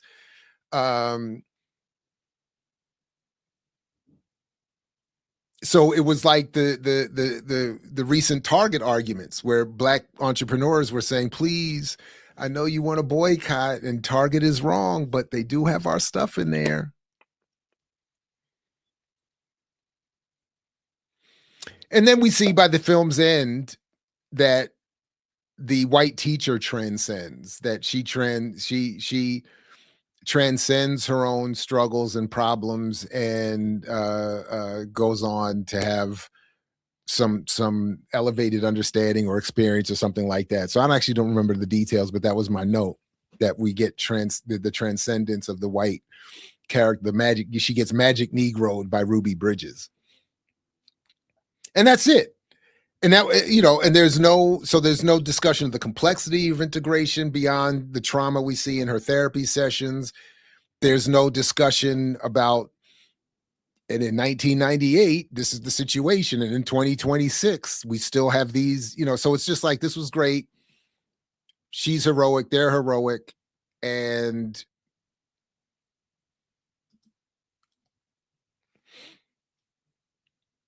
Most of the scenes where white folks are shouting at Ruby as she arrives at the school are disturbing, not solely for what's said, but because due to Walt Disney's television need to somewhat sanitize the event for broadcast on ABC, the insults hurled at her were significantly worse. That's a good point.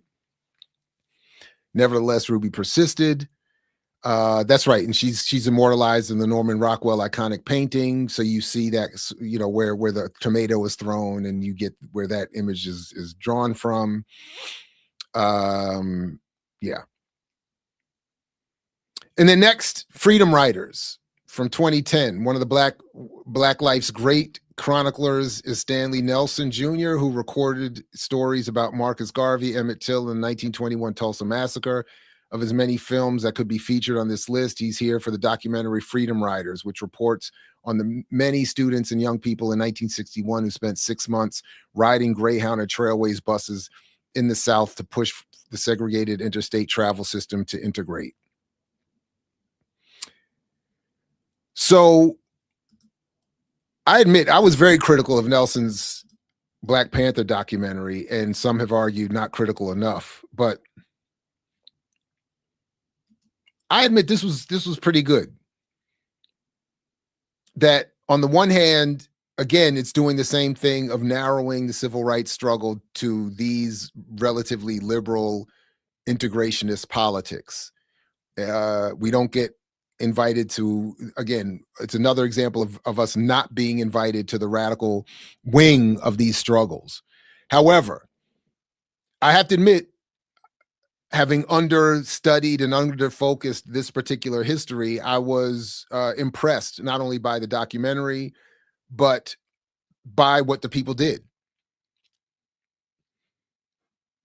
And I have to admit that I walked away from this documentary being more impressed with the Freedom Riders, even despite my political differences with them, than I was beforehand.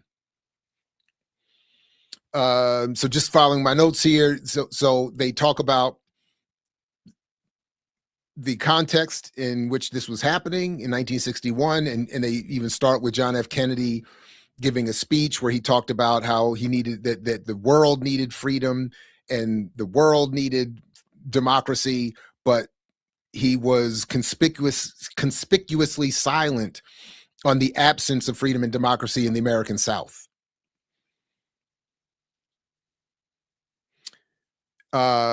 And they interview Governor Patterson, who figures a lot in this, actually, who was the Alabama governor at the time, who acknowledges that he voted for Kennedy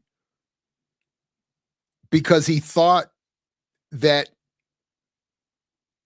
I think they were trying to say that he knew Kennedy was going to win, and he figured if he was shown as a Southern governor supporting Kennedy, as a Dixiecrat, as Malcolm was right to call them, that he would have gotten an ally in protecting segregation.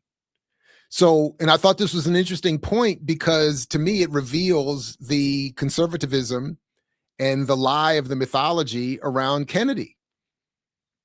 Why would Patterson have been so confident that he was going to have an ally in protecting segregation? And in part, it's set up by the introduction in the documentary, making the point that Kennedy did not speak or want to speak about the South.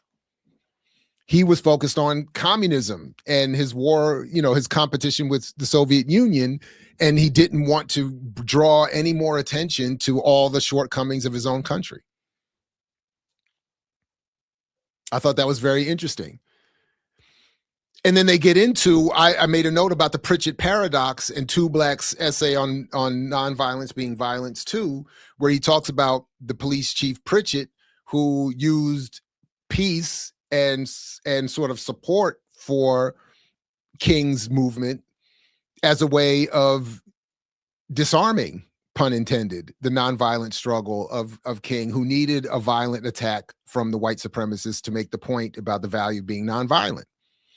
Here's kind of the same kind of idea where it was kind of like Patterson was trying to do something similar. Like, if I play nice relatively with Black people and the president, he won't come down here and force me to desegregate.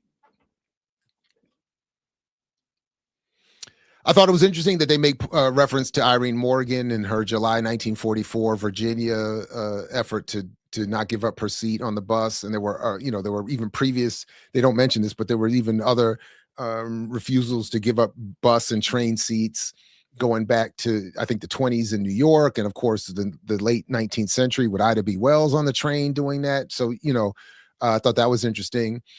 They make the point that Dr. King was against the Freedom Rides and and when he was asked to join them, he didn't want to do it. He didn't think it was an effective tactic, and was seen by the riders and others in SNCC as being, I don't know if they said cowardice. Coward was maybe too strong, but of being insufficiently supportive of what they were trying to do and being more interested in that stereotypical depiction of King, at least early on, as just wanting the headlines and not the risk. I thought they demonstrated powerful courage when you see the footage and hear them talking about what they were up against and how violent things were getting and where they were going in the Deep South, and how they had to overcome their Northern naivete, particularly among the whites, but others, they talk about Jimmy Hoffa and the Teamsters refusing to drive the buses. So they at one point got stranded because there was nobody to drive the Greyhound buses because the drivers were like, I'm not trying to get caught up in all this violence. These white folks are crazy.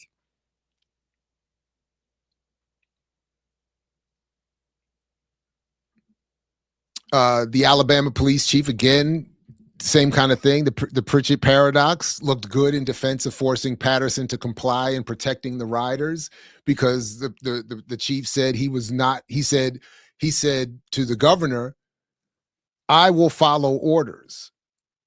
So if you tell me to protect them, we'll protect them.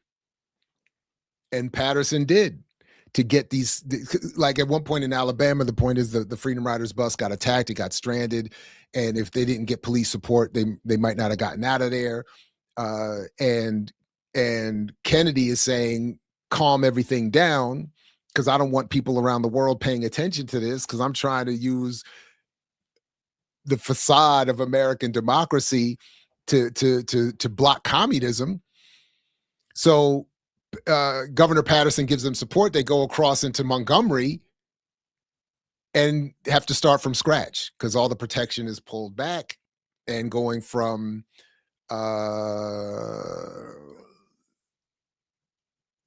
let's see,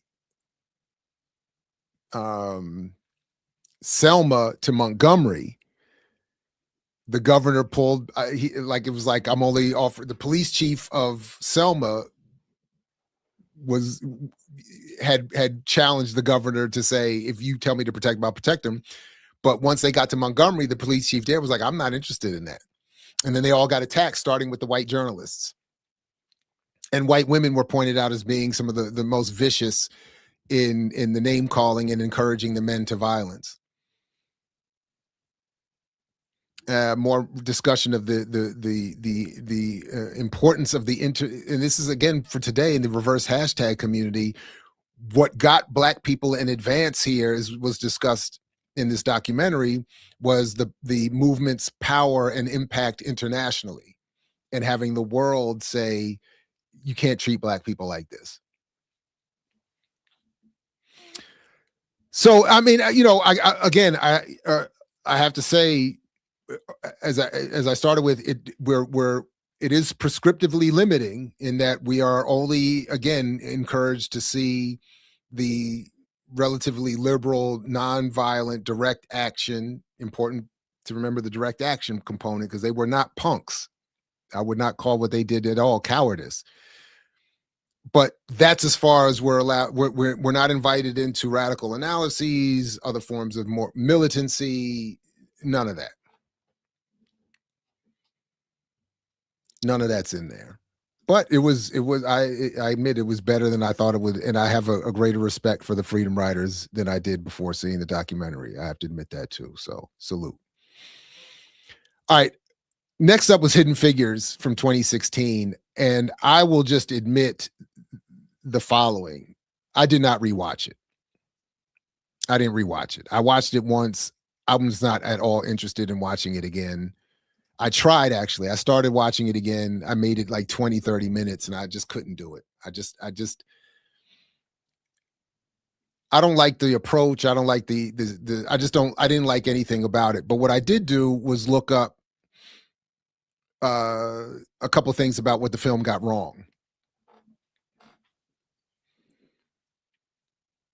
And one important major thing the film got wrong was that it depicts the lives of Katherine Johnson, Mary Jackson, and Dorothy Vaughan as being much more interrelated and intertwined and based in friendship than it was.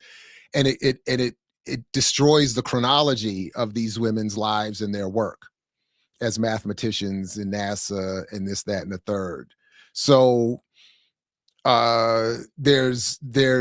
so by collapsing them, so to create the narrative that we get in the film, they collapse all of the stories. They create this false friendship among the women that didn't exist. The women didn't work together. They didn't carpool together. They weren't friends. None of what we see in the film that happens involving them hanging out or talking ever happened. And what I wrote here was that the concoction of their closeness allows for, one, the reduction of the amount of money and time invested in films about Black women, Black people, and accurate history. So in other words, we could get 3 separate films, 3 separate well-funded and promoted films, well-made films about these women. I don't know, like, why do we have to get all one in Hidden Figures? Why couldn't Hidden Figures become a series? Even a film series, in the way that they do, the Avengers and Wakanda and all of that. But no, we get all of them stuck in there so they don't have to spend as much time and money. Secondly, the concoction also allows them to collapse the narratives more easily into a pro-USA narrative. Hence the police interaction at the beginning of the movie that was false and didn't happen. That ends with them being escorted by the cop, this racist cop, once he realizes that they work for the nation and NASA. That didn't happen. We also get the fake white savior, Kevin Costner, again reprising his dances with wolves, but in civil rights Black America context as the white savior. His character never existed. The whole thing where he knocks the colored only sign off the bathroom, that never happened. And the timeline of desegregating NASA and all this other kind of stuff and making Taraji's character walk 40 minutes to go to there was some truth in that in terms of the bathrooms and all of that, but not to the extent that it was depicted in the film to make it a more heavy and dramatic point. And then there were some other things that I, saw in one of the, these video critiques that I watched. I'll throw it in the show description just so if you want. It was interesting that talk about the specifics of the women's lives and what they did and didn't do. But ultimately, my point was and is that the film does this for those 3 reasons that I mentioned, and primarily it's done so that you can create this pro-USA narrative. Where again, it was racist and sexist and all this other stuff, but when it comes to the war machine and America first and go USA and flag waving, it's all there. And at the end of the day, there's plenty of focus on the white men and the white male savior, and the film does what it's there to do. The one thing that was true in the film was that John Glenn did specifically request that I forgot which one, that when they were trying to calculate his trajectory or whatever, his flight path, he demanded that one of the Black women mathematicians confirm the numbers. But again, the point being, if white men and white American men and white American patriots like what you're doing, you deserve a movie, even if it's a concocted collapsing of all your stories. All right. All right, good people. I'm going to stop there. And I will pick up the series. What's next? Nothing But a Man. the 1964 film. And check that out and see how that does. And then I do have a few other things that I didn't get to today, just ran out of time and energy. But please definitely check out the show and the link in the show description for the live stream commemorating the birthday of Dr. Todd Stephen Burroughs. And if you can contribute, at least check out his work. Cynical, thank you very much. How are Black women being supported? How are Black women being supporting part of the U.S. space race, especially considering how anti-commie the U.S. was a good thing? This is what they think we should aspire to. That's it. Yes. So thank you for the super chat and the analysis. That's exactly it. And in terms of that film, exactly, that the collapsing of their stories is paralleled by the collapsing of the civil rights struggle to desegregating a bathroom, acknowledging some 3 specific Black women as opposed to Black people or Black women, and all in service of militarism in the space race and anti-communism. It's great. And all the other things that other Black women might have been doing, or how they were fighting, is irrelevant, because we're not meant to do any of that. Yeah, it's highly weird. The revolution will not be televised, and it will not be streamed either. So, but listen, thanks again. Initially, I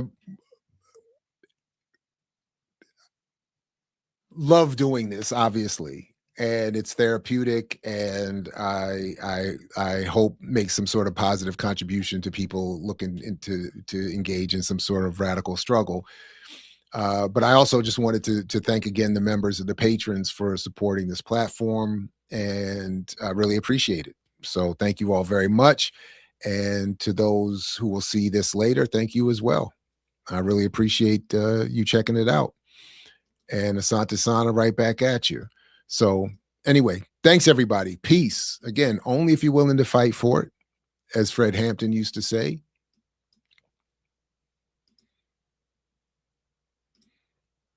And I will catch you next time around here where you can join me. Is Jared in class today? Jared, are you here? Oh, yes, you are. And I'll catch you next time with more. What do you sacrifice? Calm. Kindness, kinship. Love. I've given up all chance at inner peace. I made my mind a sunless space. I share my dreams with ghosts. I wake up every day to an equation I wrote 15 years ago for which there's only one conclusion. I'm damned for what I do. My anger, my ego, my unwillingness to yield, my eagerness to fight, have set me on a path from which there's no escape. I yearn to be a savior against injustice without contemplating the cost, and by the time I look down, there's no longer any ground beneath my feet. What is my sacrifice? I'm condemned to use the tools of my enemy and defeat them. I burn my decency for someone else's future. I burn my life to make a sunrise that I know I'll never see. Now, the ego that started this fight will never have a mirror or an audience or the light of gratitude. So what do I sacrifice? Everything. I mix what I like, what I like, what I like, what I like, what I like.